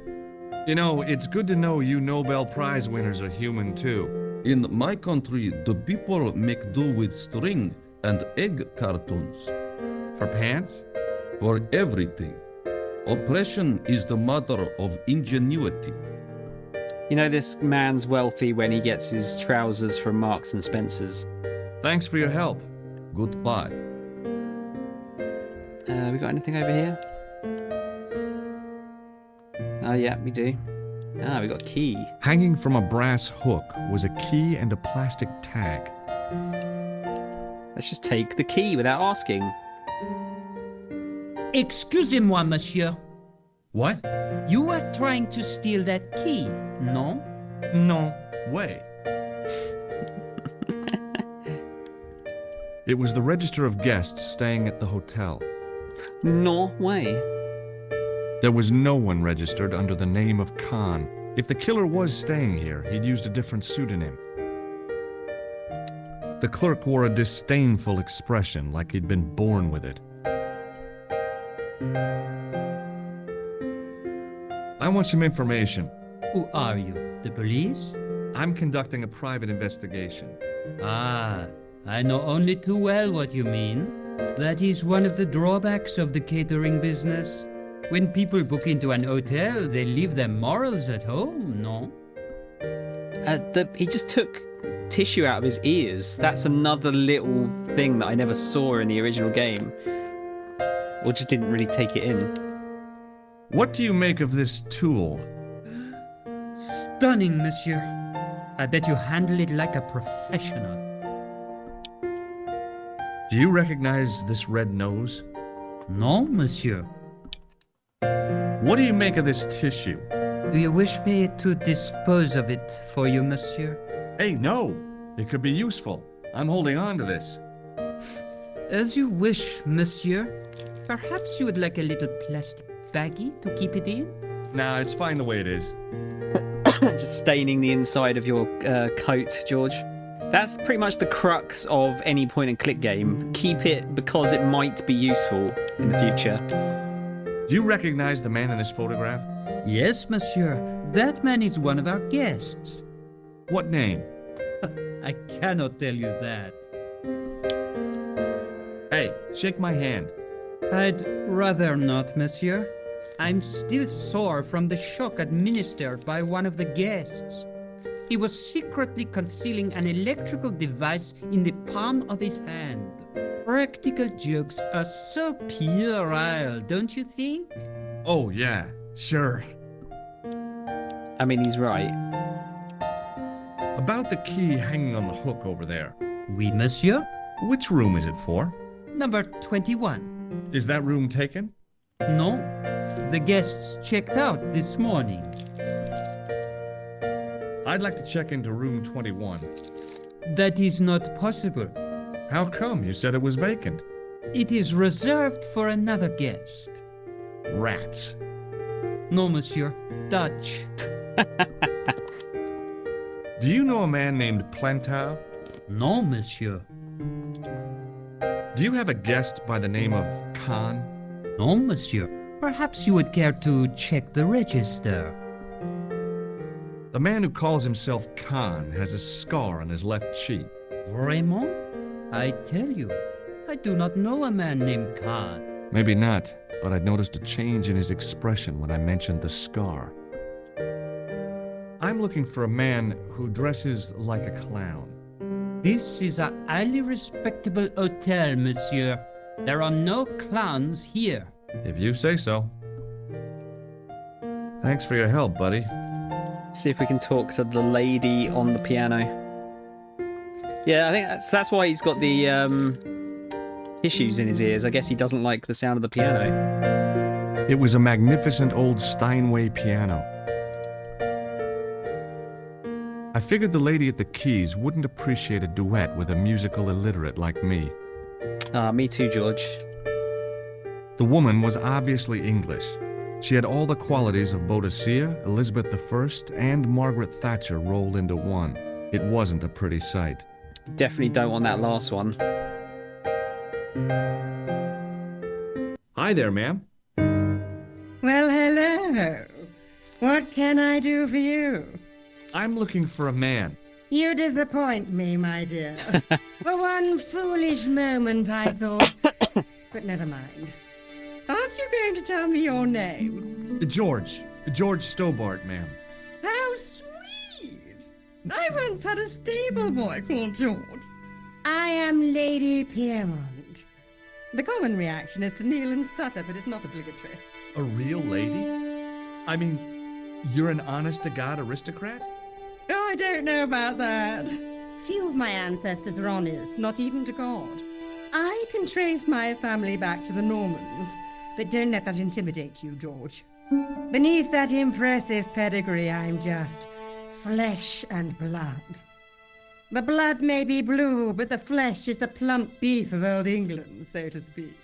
You appear distracted, George. Is there any way I can help you? Plump beef. Not the description I wanted to hear there. Can you think of any use for this tool, ma'am? Oh, I can think of someone I'd like to use it on. Do you know what this is? At a guess, I'd say it was a clown's nose. That's right. It was worn as a disguise by a vicious killer. Good heavens, are you trying to alarm me? It's true. He uses the name Khan. I've never heard of the man. Does this tissue mean anything to you? Good God, no. I just thought the smell might be familiar. Please, darling, put it away. I'm no shrinking violet, but that object makes me feel quite queasy. Do you recognize the man in this photograph? My God, it's him. That's Merlin.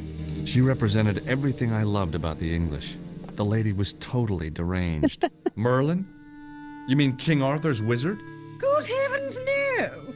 Monsieur Merlin is a fellow guest. Did I show you this photograph?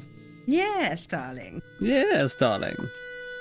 Would you like to shake my hand, ma'am? Now, George, there's no need to be so formal.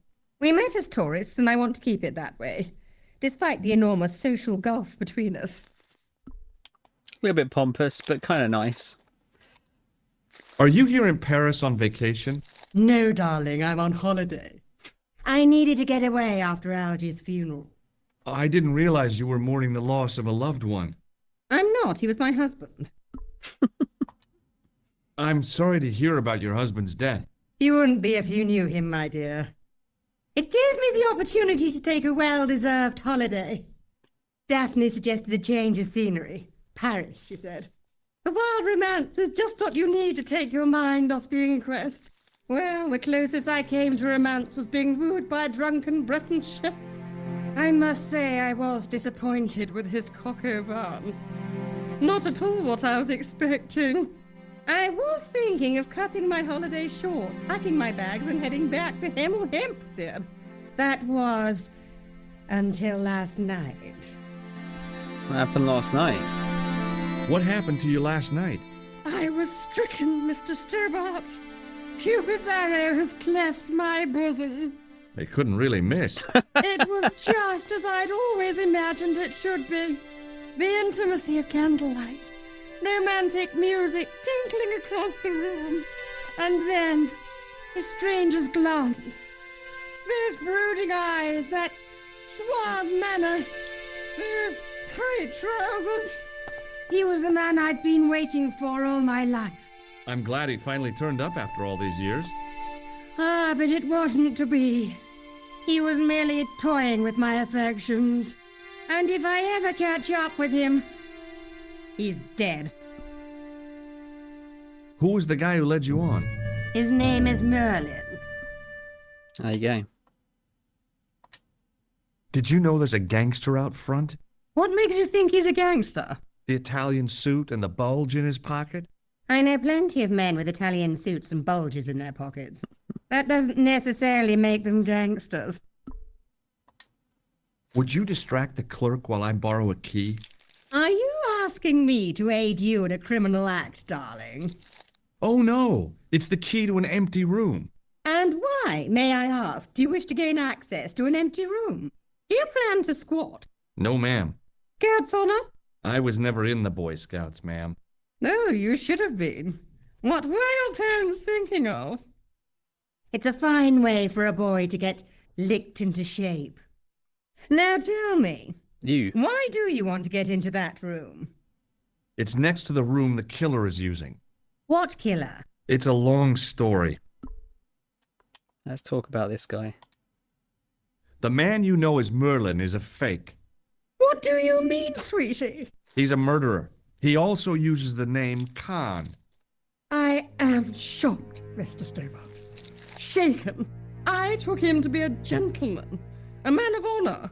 You know, I'd rather like to assist you in stitching him up. When did you last see Merlin? It was no more than an hour ago. He came downstairs and spoke to that clerk chappie. Something passed hands. I couldn't see what exactly. A briefcase?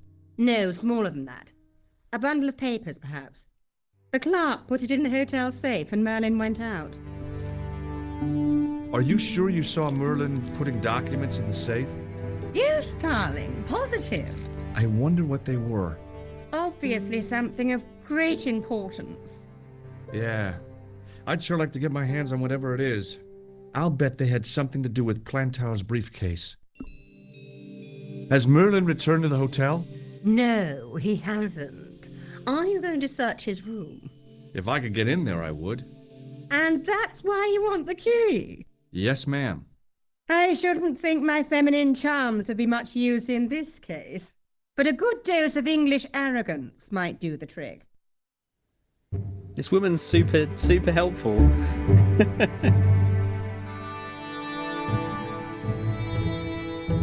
Why is her head so big compared to George's? I say! You there? Flunky! Oui, madame. Listen carefully. You do understand English, don't you? But of course, madame. Good. I wish to deposit some jewelry for safekeeping. I understand. Are you quite certain? Oh, bien sûr, madame. Over to you, my dear. Thanks, lady.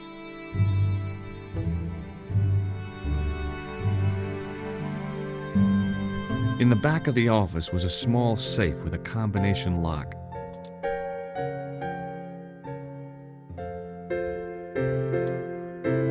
Should we talk to her again?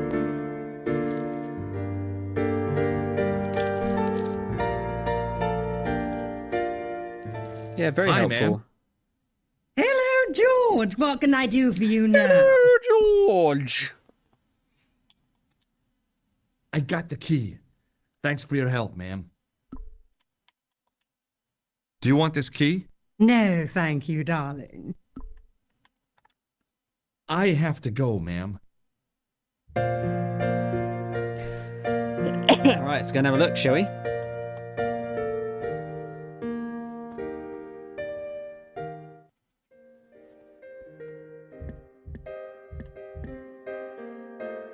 Alright, which room have we got here? There's 21. The sign on the door read 21. The sign on the door read 22. If the tailor's description was correct, this was the killer's room. I think I can guess what this door is going to say on it.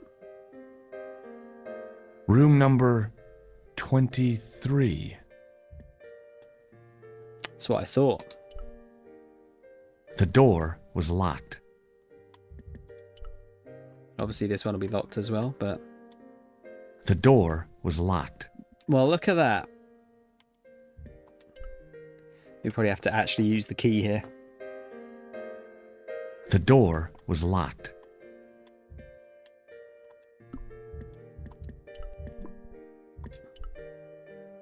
Maybe it wasn't the right room, but this was the right key.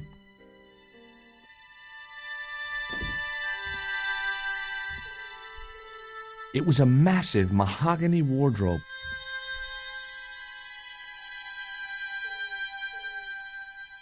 There was nothing in the wardrobe apart from a vague, lingering smell of camphor. What does camphor smell like?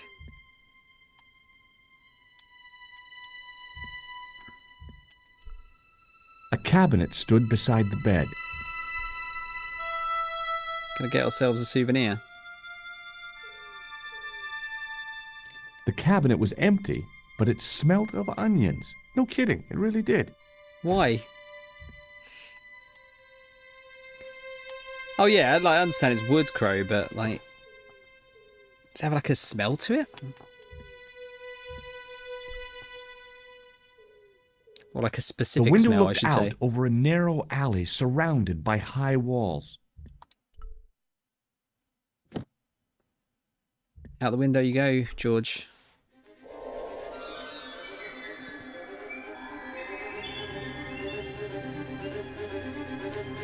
It's a long way down. The cobbles of the alleyway looked very distant and very hard. If I wanted my shins sticking out of my shoulders, I could have jumped. Mama Stobart didn't raise no suicidal fools, though. Good job, Mama Stobart. Good job he left the window open.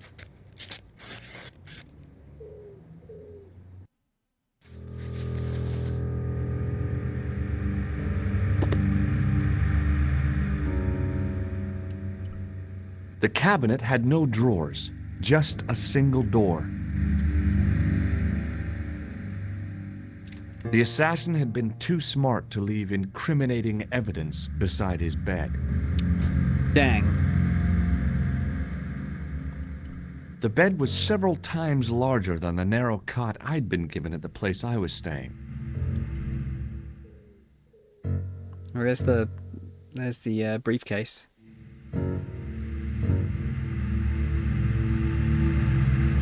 The bed was freshly made, and the crisp white sheets told me nothing about the killer's habits. The closet was a solid, impressive piece of antique furniture.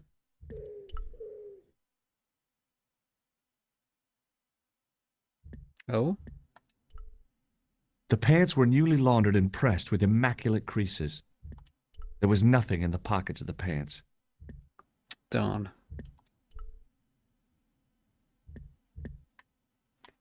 Yes, I swear in the original, this was much harder to see, this briefcase. It was the battered leather briefcase I'd seen Plantar carrying just before he died. I guess we could have a look, couldn't we?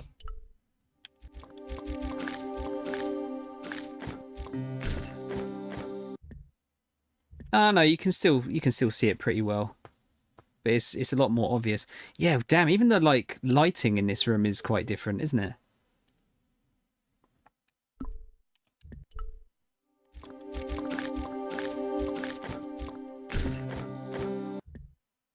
Yeah.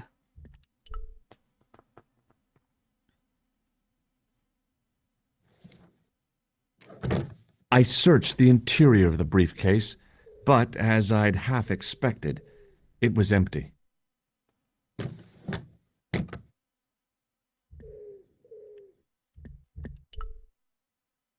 No clues. Oh no!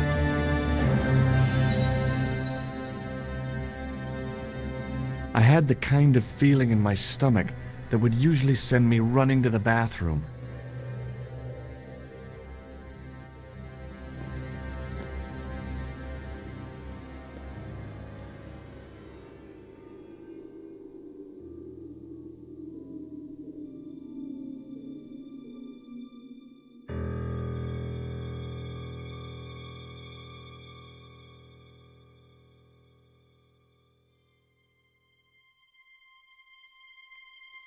Love his facial expressions. And those are much better trousers for him, I'd say.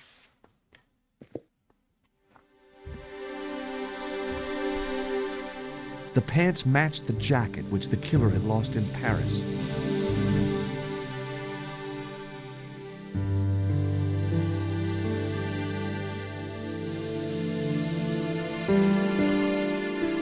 I couldn't believe my luck when I found 2 items in the pockets of the pants. The first was an ordinary matchbook. No matches, no clues.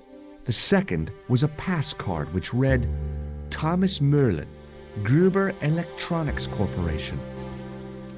Damn, mate, just like... Stop using my name to do crimes. The matchbook bore a pattern of swirling color and the words, Club Alamut. It was the card I'd found in the hotel bedroom.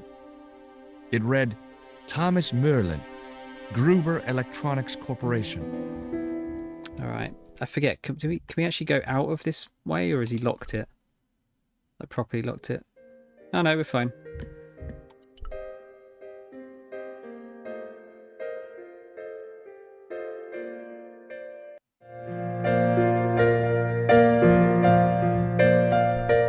Let's talk to this chappie again. What now, monsieur? I'd like to retrieve something from your safe. Ah, oui, monsieur. May I see some form of identification? Like what? A driving license, perhaps? I don't drive. Your passport? I don't have it with me. I could show you my operation scar. I'm sorry, monsieur. I must have some form of unique ID. You won't find a more unique ID than my scar. It's true. I'm sorry. I must insist on a more traditional identification. Rats. So you can probably show him that, I would imagine. Actually, show him the key, see if he gets all, like...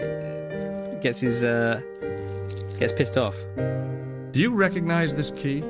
That is the property of the Hotel Ubu. Correct. May I ask how it found its way from the little hook to your pocket? Would you believe it was put there by a poltergeist? No, monsieur. The hotel is regularly serviced by an exorcist. If we had a ghost, Father Fécond would have flushed it out. Oh, we got lightning. I suppose you want the key back. Wow. Notice, That's pretty loud. spécialement, the room is vacant. Since you are so determined to conduct your little investigation, I won't stop you. I don't know if you heard that through the mic. Does this matchbook mean anything to you? No, monsieur. Does this pass mean anything to you? That is Monsieur Merlin's property. That's right. Merlin the murderer. I want to see what he's left in your safe. Impossible. I cannot betray his confidence, no matter what you say he's done. You're making a big mistake. Maybe. I can live with that. Thanks for your help, buddy. All right.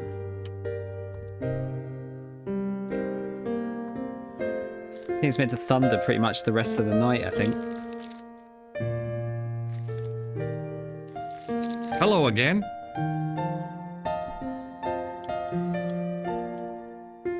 Do you recognize this key? No, I do not. Does the name on this matchbook mean anything to you? Indeed it does, for Alamut was the home of the old man of the mountains. You do not know him? No, I don't. Do you recognize this card? No, I do not. I do not. Thanks for your help. Goodbye. Can't remember if he has anything helpful that he does for us. Hi, ma'am.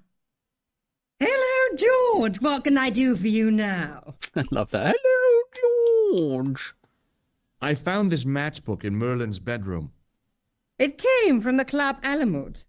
It might be useful to find out if that club is in Paris, George.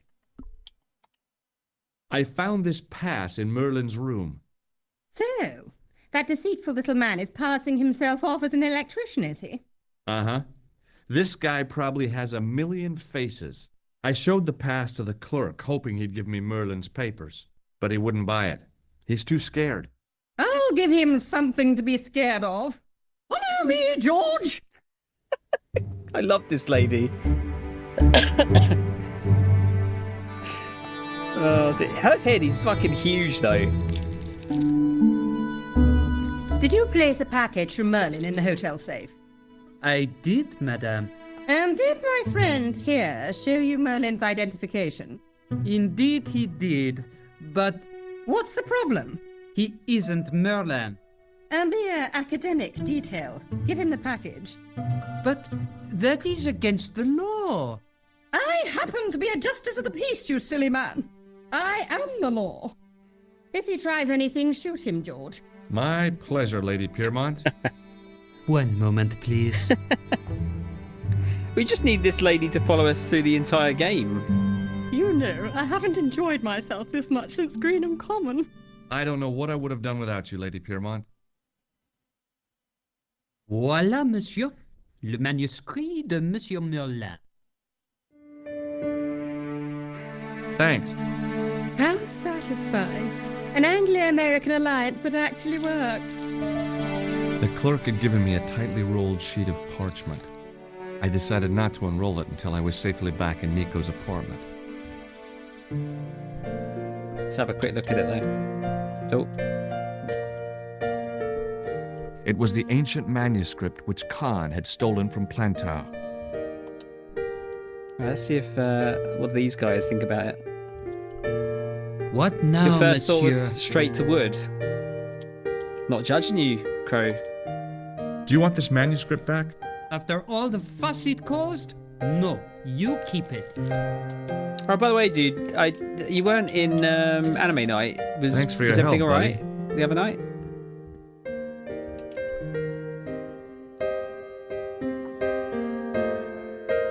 Hello again. No, dude, Have don't you worry. ever It's seen fine. this old manuscript before? Don't have to speak. You know what it is, don't you? You are in great danger. Put the manuscript back and leave here. What's going on? I can say no more. Interesting. Thanks for your help. Goodbye. Goodbye. I want to say this lady comes back in one of the other ones. Hi, ma'am. Hello, George! George. What can I do for you now? This is what Merlin was so keen to hide. Really? Well, that fuss for a sample wallpaper. It's some kind of manuscript, and Ian, it looks cheers, to be man. very old.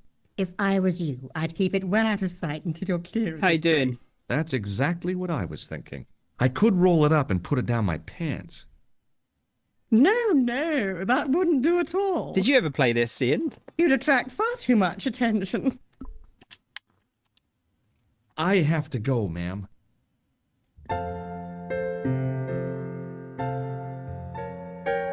Oh, that's all right, Crow. We watched 3 episodes of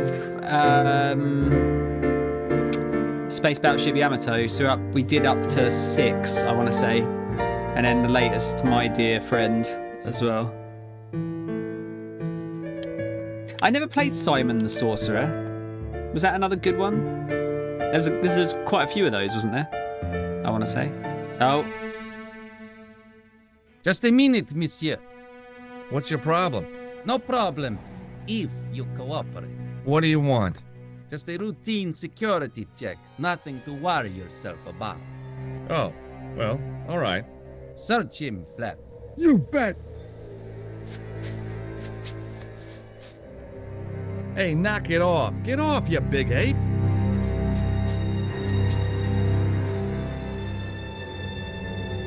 Is this what you're after, Guido?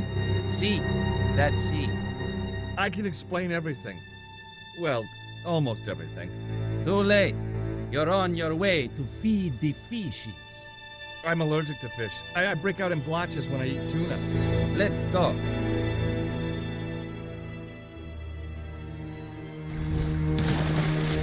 There you go. Game over. We are dead. Right, so we still got it, yeah. So I remember what we've got to do now. Yeah, it should be Crow, I think. It's very abstract, which is the problem with some point and clicks where the solution doesn't make sense. Yeah, this one's not so bad. I find. The door was locked. I remember playing Discworld, and the game is just so difficult. It makes no sense at all. But it's very funny and well written, so you kind of want to keep playing. I think I ended up buying a guidebook for that game in the end.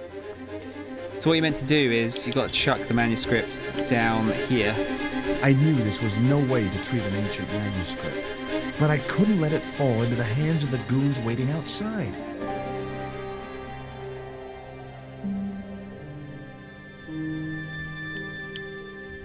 It was the rolled-up manuscript waiting to be retrieved.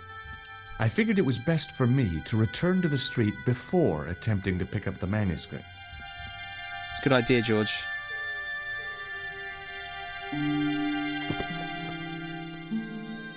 Yeah, Discworld is mental, so it does make sense, but yeah, I just remember, even with the guide, it was quite hard. Quality game, though. I never played the third one. Was it Discworld Noir?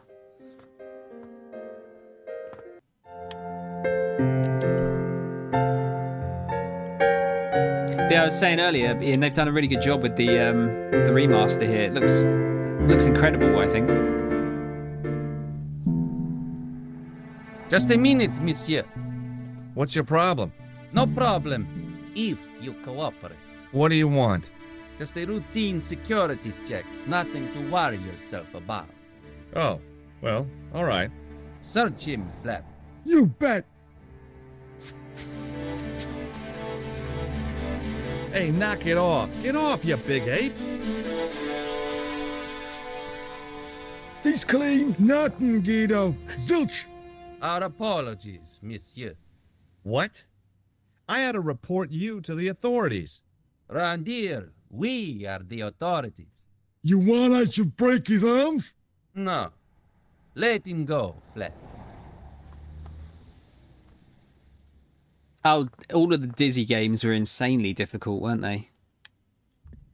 I played one on the... I want to say I played one on the NES. But again, I don't think I managed to get very far in it. I think one of them a point and click, and then but most of them were platformers, right? I'm sure I played one that was like a point and click game. The man looked like an amiable Bigfoot. Excuse me. Yeah? Don't you think you have some explaining to do? Huh?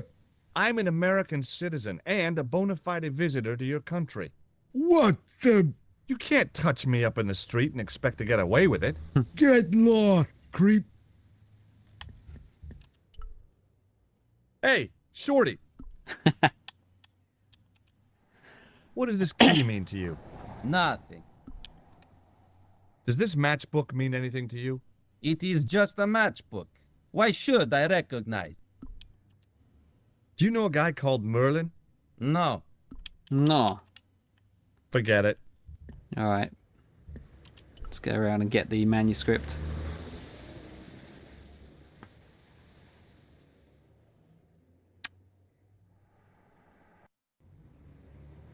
Oh, God, yeah, I hate that. If the manuscript was what Flap and Guido were after, they were going to be disappointed. Yeah, getting soft lock in a game fucking To sucks. get back to Nico's apartment and check it out. Especially like a game back then as well. Like no saves most of the time. You're just not going to believe what I found. It's not another part of the clown's costume, is it? Thankfully not.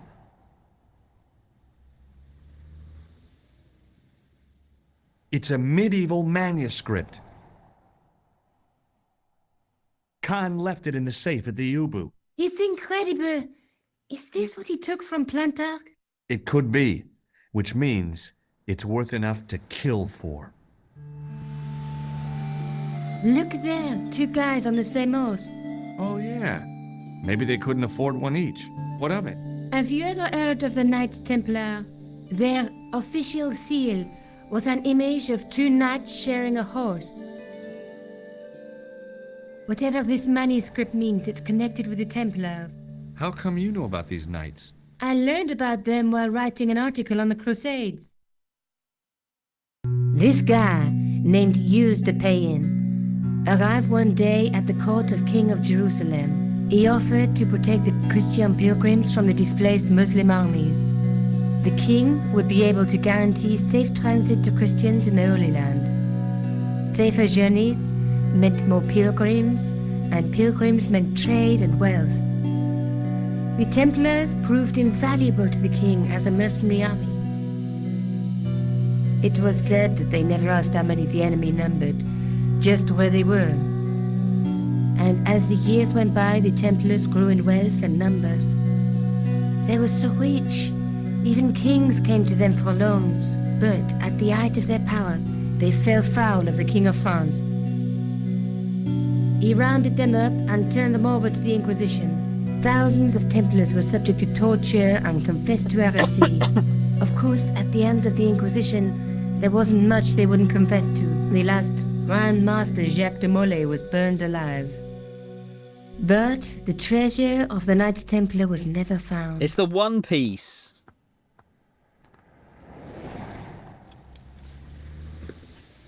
Jeez. So the treasure is hidden, waiting to be discovered? If there ever was a treasure, it's been lost for 600 years. Anyway, we're supposed to be investigating a serial killer, not a medieval treasure trove. But maybe that's what the clown and his accomplices are after. Maybe this manuscript is the key. You'd better leave it here for safekeeping. Think about it, George. One guy's already died for it, as you said yourself. Besides, that parchment is fragile. Okay, I'm convinced. You keep hold of it. She's trying to nick it. Nah, she's not. She's good. Yeah, Dizzy... Was it Dizzy and Magic Land, Ian? I don't know if I remember that one. Dizzy... Oh, could help if I'd be able to type properly. In Magic Land.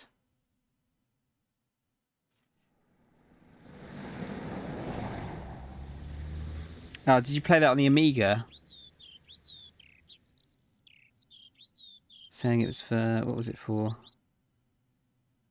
Spectrum, Commodore 64 and Amiga. I'd imagine you played that on Amiga, didn't you? Yeah, there was... How many of the bloody games were there?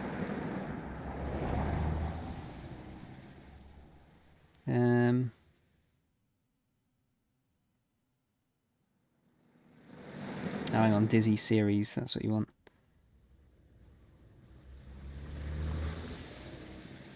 One, 2, 3, 4, 5, 6, 7, 8, 9, 10, 11, 12, 13, 14, 15, 16, 17, 18, 19, 20, 21. 21 games. Between they released most of them between 1987 and 1992. Jesus. You forget how quickly people could like smash games out back then. Remind me, Crow. I'll look up which episode we're up to. But I think we've done 6. So we've got 7, 8 and 9 on Monday, I want to say. I played Commodore 64. Yeah, they were only like a couple of quid, weren't they? Usually like £1 or £2 for a tape.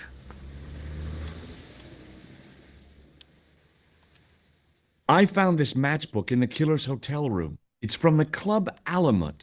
Never heard of it. Is there anything written inside it? No, what were you expecting? If this was a movie, there'd be a clue, a name or an address. That's no use. There aren't even any matches in it. Oh well, I'll keep it as a souvenir. £3? Yeah, it's not bad, is it? Although obviously £3 back then was a bit more, like quite a bit more than £3. I found this in the killer's room. What is it, a credit card? ID, Thomas Merlin, of the Gruber Electronics Corporation. Never heard of him or the company. I found Plantow's briefcase in the killer's hotel room. It was empty, of course. Let's take another look at the manuscript.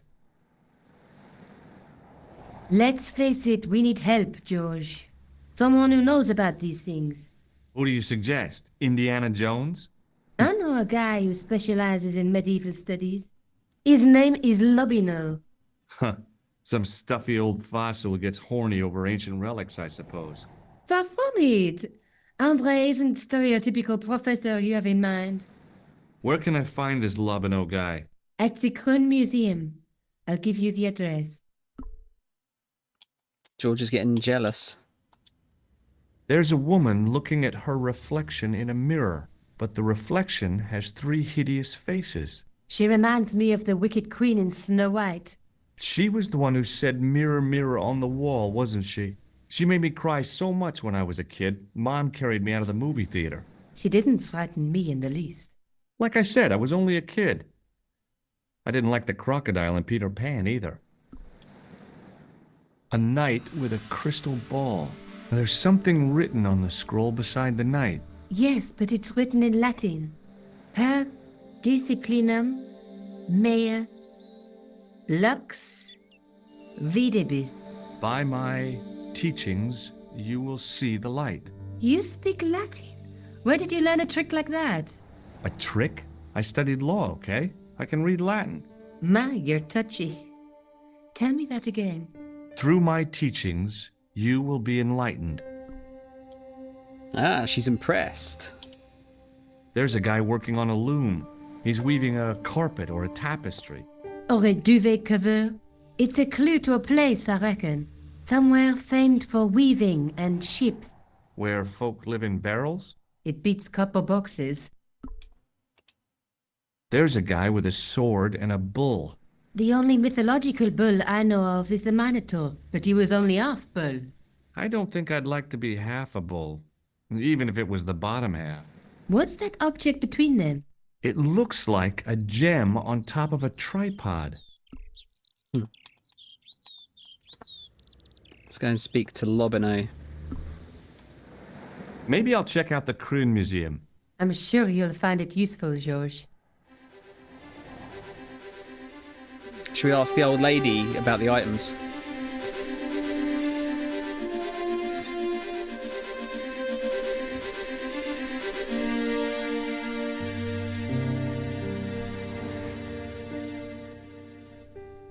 Oh, hi. Hello, my handsome friend. I haven't noticed any like AI upscale like bullshit with this. Like it all seems pretty good so far. Does this matchbook mean anything to you? No, but I can tell you one thing. There's no such place as the Club à la Mue in Paris. Well, that narrows it down a little bit. Not Can by you much. tell me anything about this security pass?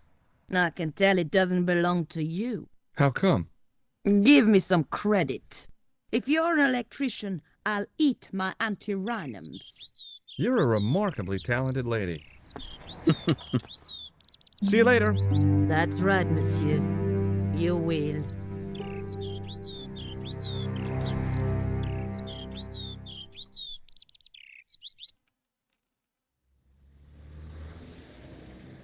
Ian, what are you playing at the moment? Are you on like another kind of conveyor belt simulator?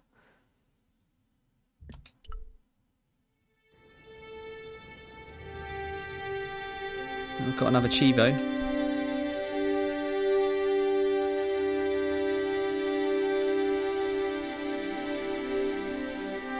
Through the grimy glass, I could see several large shapes in a gloomy room. What they were, I couldn't imagine. I considered smashing my fist through the pane, wrenching open the window, and bolting triumphantly into the building. Then I thought, no, that's dumb. Besides, I might get hurt. Oh, Core Keeper, you were talking about that.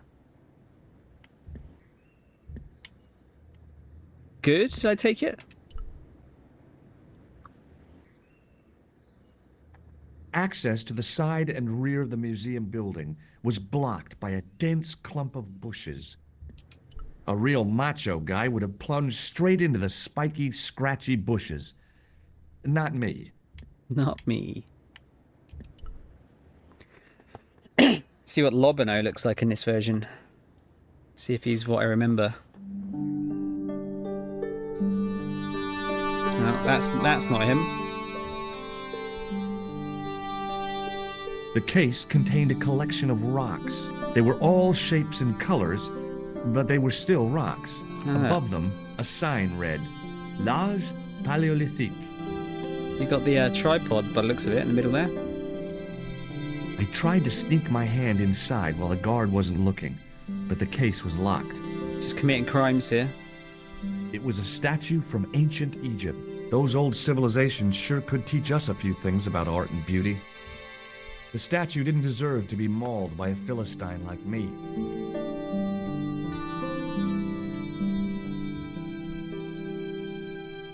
A metal rod attached to the wall was connected to the window. Attention! Please do not open the window, monsieur. Don't you think it's kind of stuffy in here? Better stuffy than dead. What's the problem? Fumes from car exhausts? Not just that, monsieur.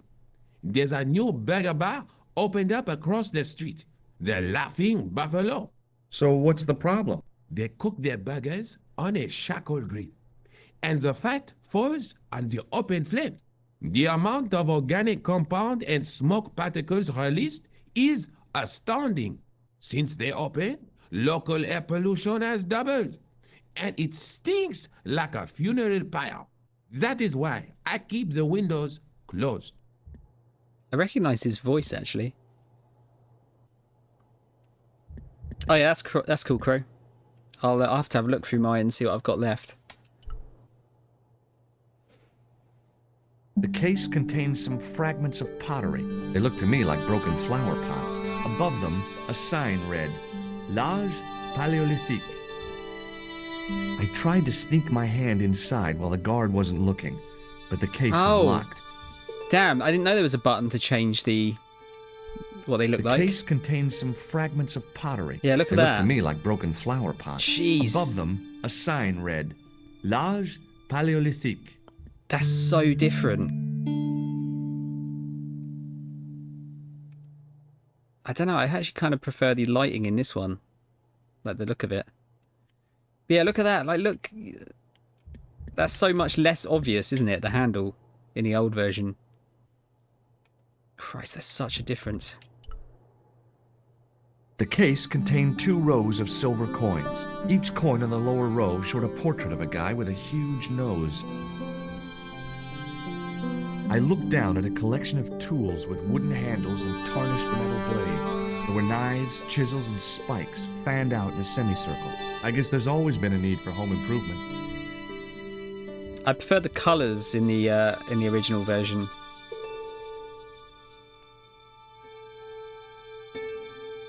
That's so interesting. I kind of want to go back and look at some of the other places now.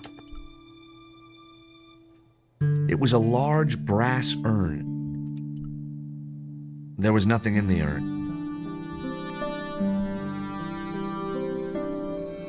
In the case was a spindly tripod, blackened with age and pitted with rust. It was identical to the tripod pictured on the manuscript. A notice identified it as 15th century from Western Ireland. It had been found in Loch Marne at the site of a Knights Templar preceptory. Ireland! What's that? This tripod was found in Ireland. I will have to ask you to keep your voice down. I'm sorry, I was excited. He's like sticking his head up in the original. Oh, only in that bit, apparently. Eh, no. No, monsieur. No. What's wrong? You must not handle the exhibits. I'm sorry. Oh, let's have a look at the totem The pole. totem pole looked distinctly out of place in the setting of the museum. Let's push it.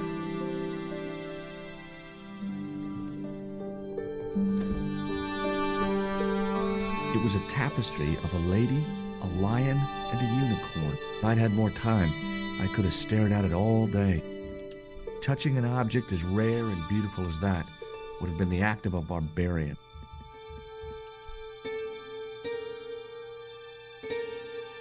It was an ancient Egyptian sarcophagus with a beautifully painted effigy of its owner on the lid. Leave it alone. That closet is over 3,000 years old. Closet? It's a sarcophagus. It was a stone carving from ancient Egypt. I was no desecrator of tombs. Not yet, anyway.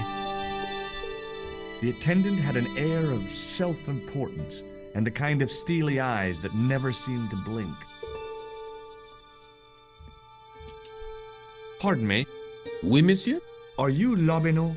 Oh, no. Fancy you mistaking me for him. No. I am the deputy custodian. But Lobino does work here. Work?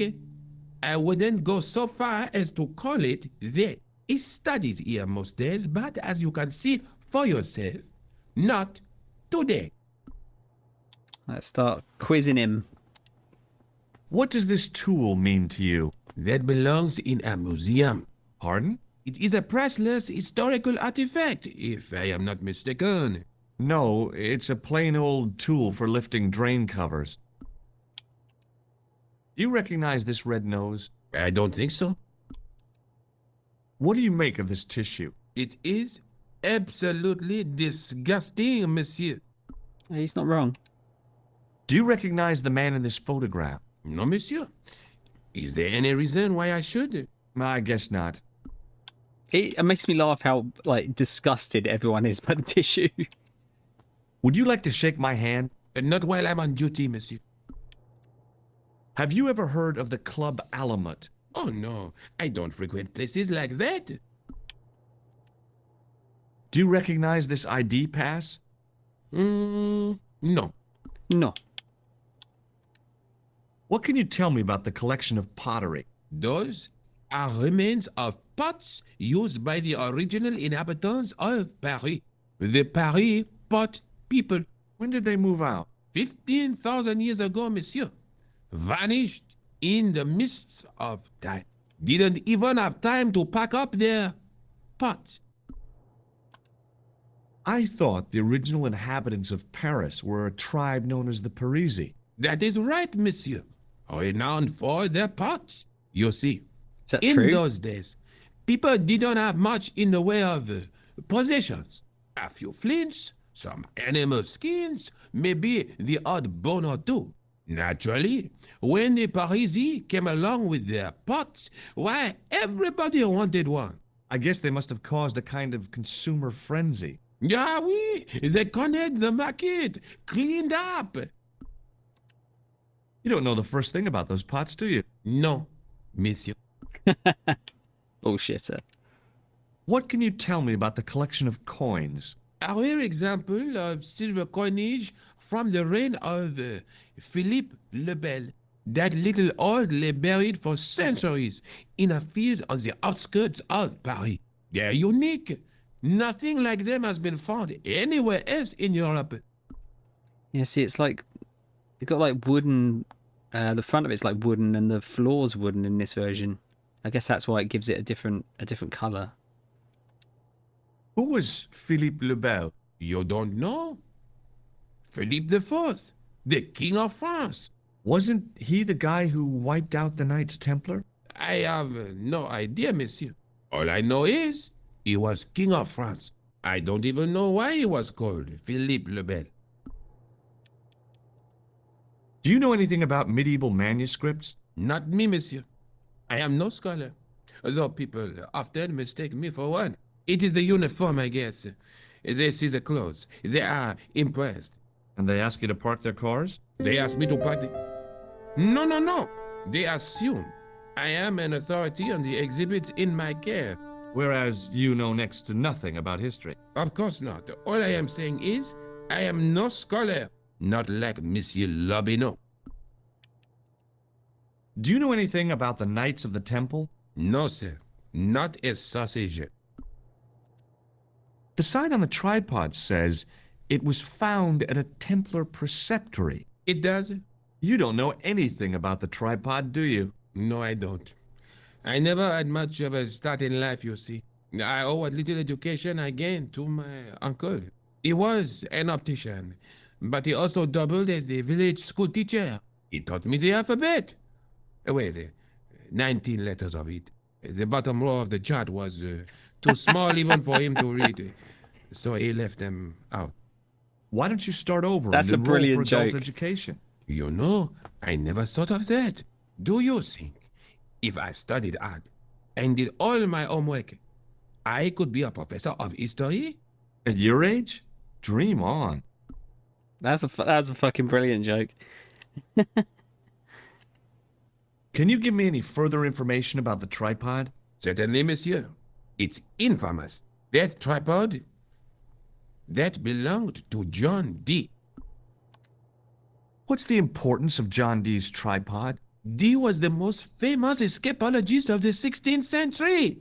The Houdini of his time. Don't you mean alchemist? Escapologists use ropes, chains, and handcuffs, not tripods. Well, whatever he was, that is the tripod he used in his experiments. What kind of experiments did John Dee perform with his tripod? Oh, the usual. Didn't you study chemistry at school? Yeah, but we skipped over thaumatology. Can I take a closer look at the tripod? What? Get it out of the case? No. That tripod is protected by a sophisticated surveillance system. How sophisticated? A painfully loud alarm bell. Alan, how you doing, man? Did you ever play this, dude? How is the alarm bell triggered? By the slightest pressure on or movement of any part of the case wherein that tripod is situated. It strikes me that to call your alarm system sophisticated is, well, stretching the truth a little. It has never failed yet. The sophistication is in its simplicity. Thanks for your help. Yeah, look at how different this is the remastered view of this screen, right? Look at the original comparatively.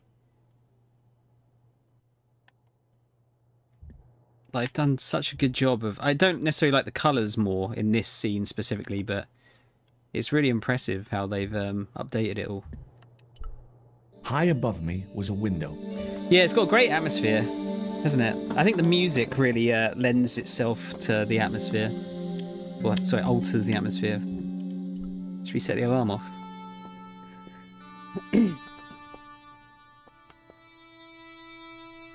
Now, what did I tell you about touching the exhibits? Was it you can touch all you want so long as your hands are clean? Not quite, monsieur. It was do not touch, not ever. Oh yeah, that was it. I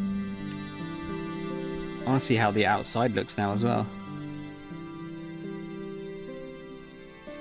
The tripod was definitely the one on the manuscript. The Templar connection confirmed it. I was tempted to go to Ireland to check it out. See, there you go. So that's much, much closer to the original.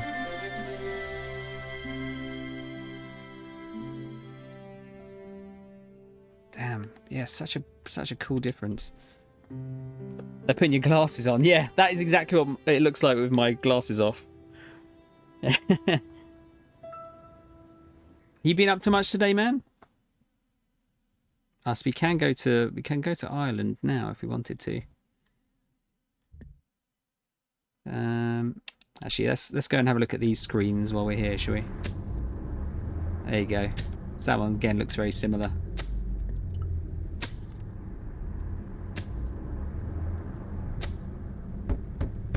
I saw, yeah. It's fully out now, isn't it?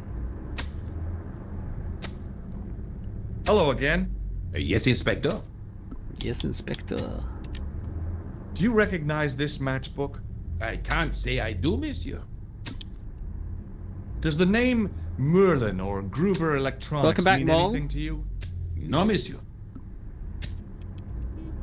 I have to be going. Good luck, Inspector. I hope you catch that killer soon.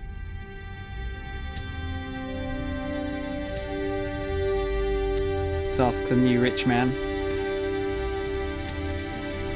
What They do you want now? really nailed the Saturn look of that game.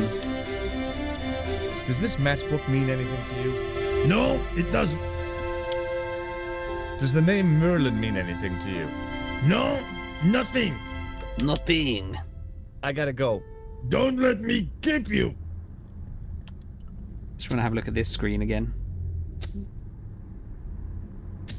You are heavily missed, Mole. Yeah. Christ, such a difference. Is this is that meant to look like Mario? On there.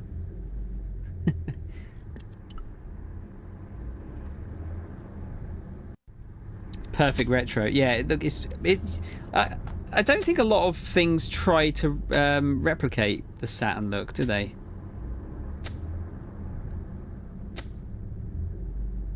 Wait, what's this about chaos crystals, Alan? Yeah, we just got some thunder here, actually, Mol, while you've been gone.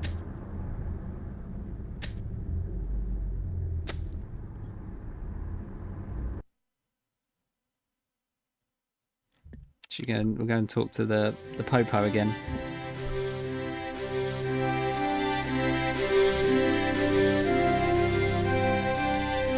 Excuse me.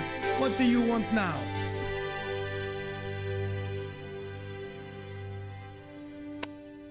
Oh, do you mean the rings? They pop up like every now, like I think it's every 15 minutes or so, or 10 minutes or so, you get some. I think. Had to drive through, yeah, after horrible rain.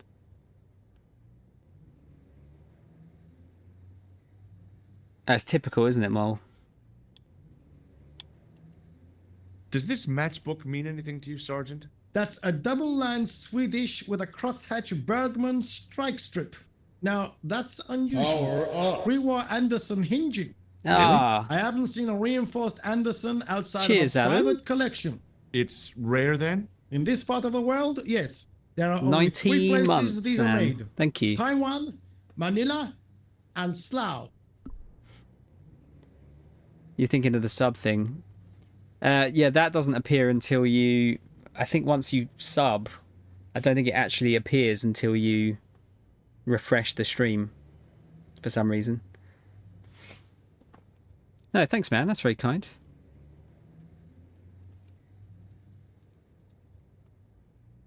That's 2, Crow. You thinking of more cards? Actually, I don't know if Alan might. I don't know if Alan has enough points to spend on a set of cards. Actually, Does the name Merlin mean anything to you, Sergeant? Nothing, monsieur. It's one of the names the killer is using. Ah, you refer to the clown, of course. Right. oh yeah. So the crystals, Alan, are the ones on there. That is the that's the time stones from Sonic CD.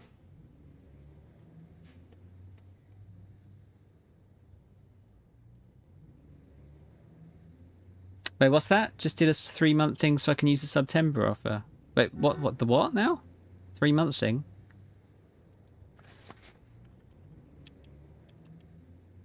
I'd like to report an assault. Yes, monsieur? Where is the victim? I'm the victim. I've been harassed by a pair of thugs. I see. And where did this alleged assault take place? Outside the Hotel Ubu. They stopped me as I was leaving and went through my pockets. Could you describe the suspects, monsieur? One looked like a gorilla, and the other looked like a weasel. Their names are Flap and Guido. Bon. I'll get them this time. What are you going to do about Flap and Guido, Sergeant? I'm going to bust them, monsieur. For years I have been hoping to pin something on that pair. Now is my chance. I'll show them. And the inspector. Thanks, Sergeant. Thanks for taking me seriously. I'm only doing my duty, monsieur.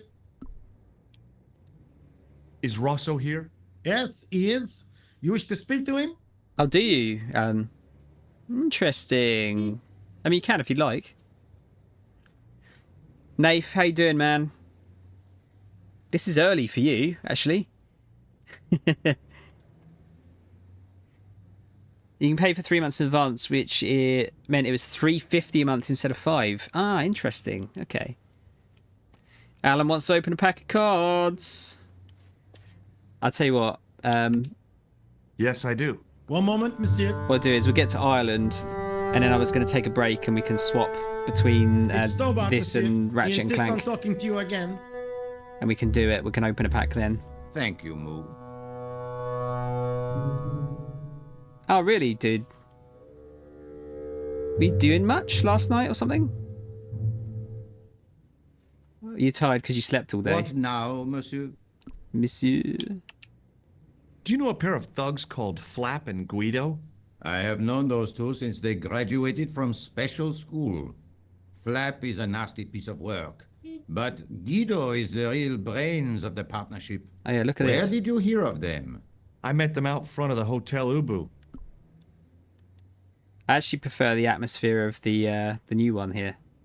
I think the lighting makes quite a bit of a difference, doesn't it? Does this matchbook mean anything to you? No, monsieur. You're watching some I suggest Counter-Strike you tournament ask until 6 Sergeant a.m. Moo about That'll do it. that. God only knows why, but he collects matchbooks. He claims it is a hobby. Does the name Thomas Merlin mean anything to you? No, monsieur, nothing. It's another one of the assumed names used by the killer. Ah, the famous killer Heck, clown cowboy. case. Yeah. You might have forgotten all about it, but I still aim to find that guy. So long, Inspector. Does the... I wonder if you can look at the old map screen on this as well.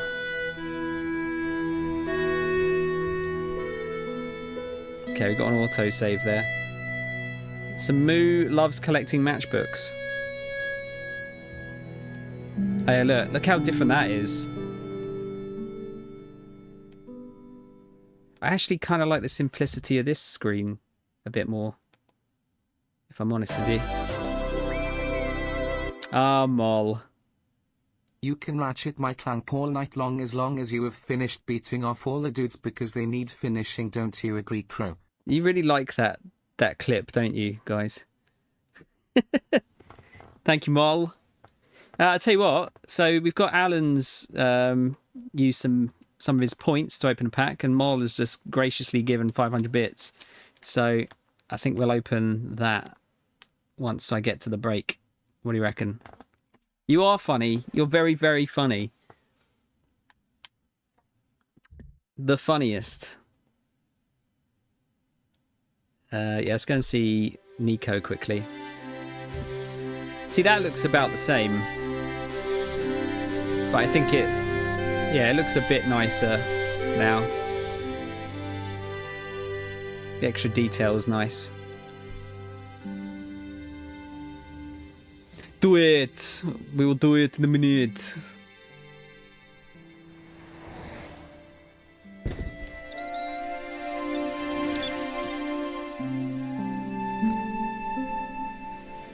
Yeah, look, they've added that cat pillow on the beds. Again, this has got a bit nicer atmosphere. I found a tripod. Where? In the museum. It belonged to the Templars. It was dug up in Ireland at a place called Loch Morn. I have heard of Lochmar. I read an article about the castle. Take a look for yourself.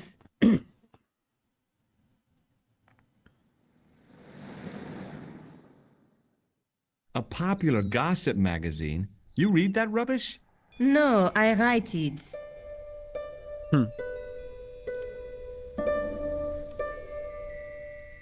Professor Nigel Pegram, excavating the medieval castle at Loch Morn.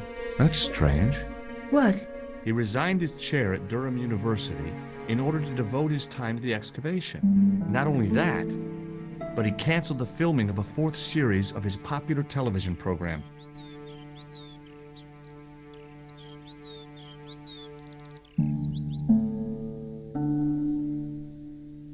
This site at Lochmarn must be awful important to him. He's a professor of history. They're all cuckoo. All the same, I'd like to talk to this Professor Pegram. How do you feel about a trip to Ireland? Disappointed. Huh? That I won't be going. I want to follow up the Bellotta case. If you really think Pegram's dam is important, why don't you visit Lochmarn? On my own?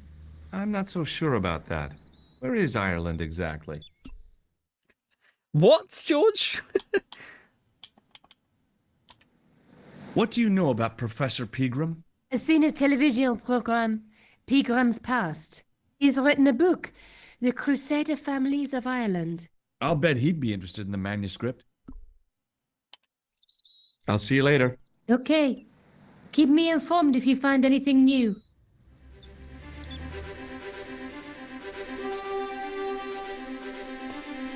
I do really like the theme. Like, this is kind of like the main theme playing right now. It's pretty good.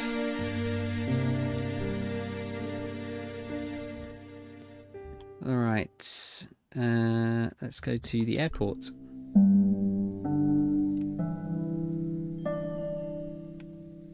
We'll go to Ireland.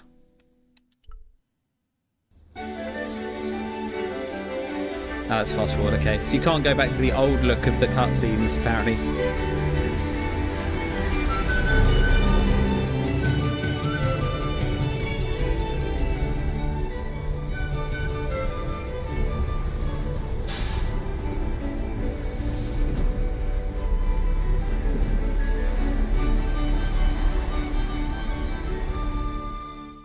Of course there's a pub. Several hours later, I arrived in Ireland. The Emerald Isle. I'd been lucky to get a bus from Dublin to the tiny village of Lochmarn. On the way out, the driver told me there was only one service a day. Right. Back to my roots, yeah. Yeah, look at that. That looks pretty much the same, doesn't it? Okay, I'm going to stop there. I think this is one of those games that's probably is better played in short bursts. But it's as good as I remember, honestly. It's done such a good job with remastering this. That museum, I don't know if I necessarily preferred the look of it, but it's all really well done. I couldn't tell that I've got the the remastered music on, and I think there's remastered music anyway.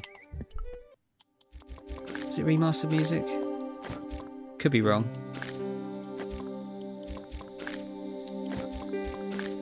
Maybe not. I thought there was. Yeah, I thought they'd redone the music, but 'cause it sounds really good, like really clear. Some of the voices sound a bit muffled, but you know, considering how old the game is, it kind of makes sense, doesn't it?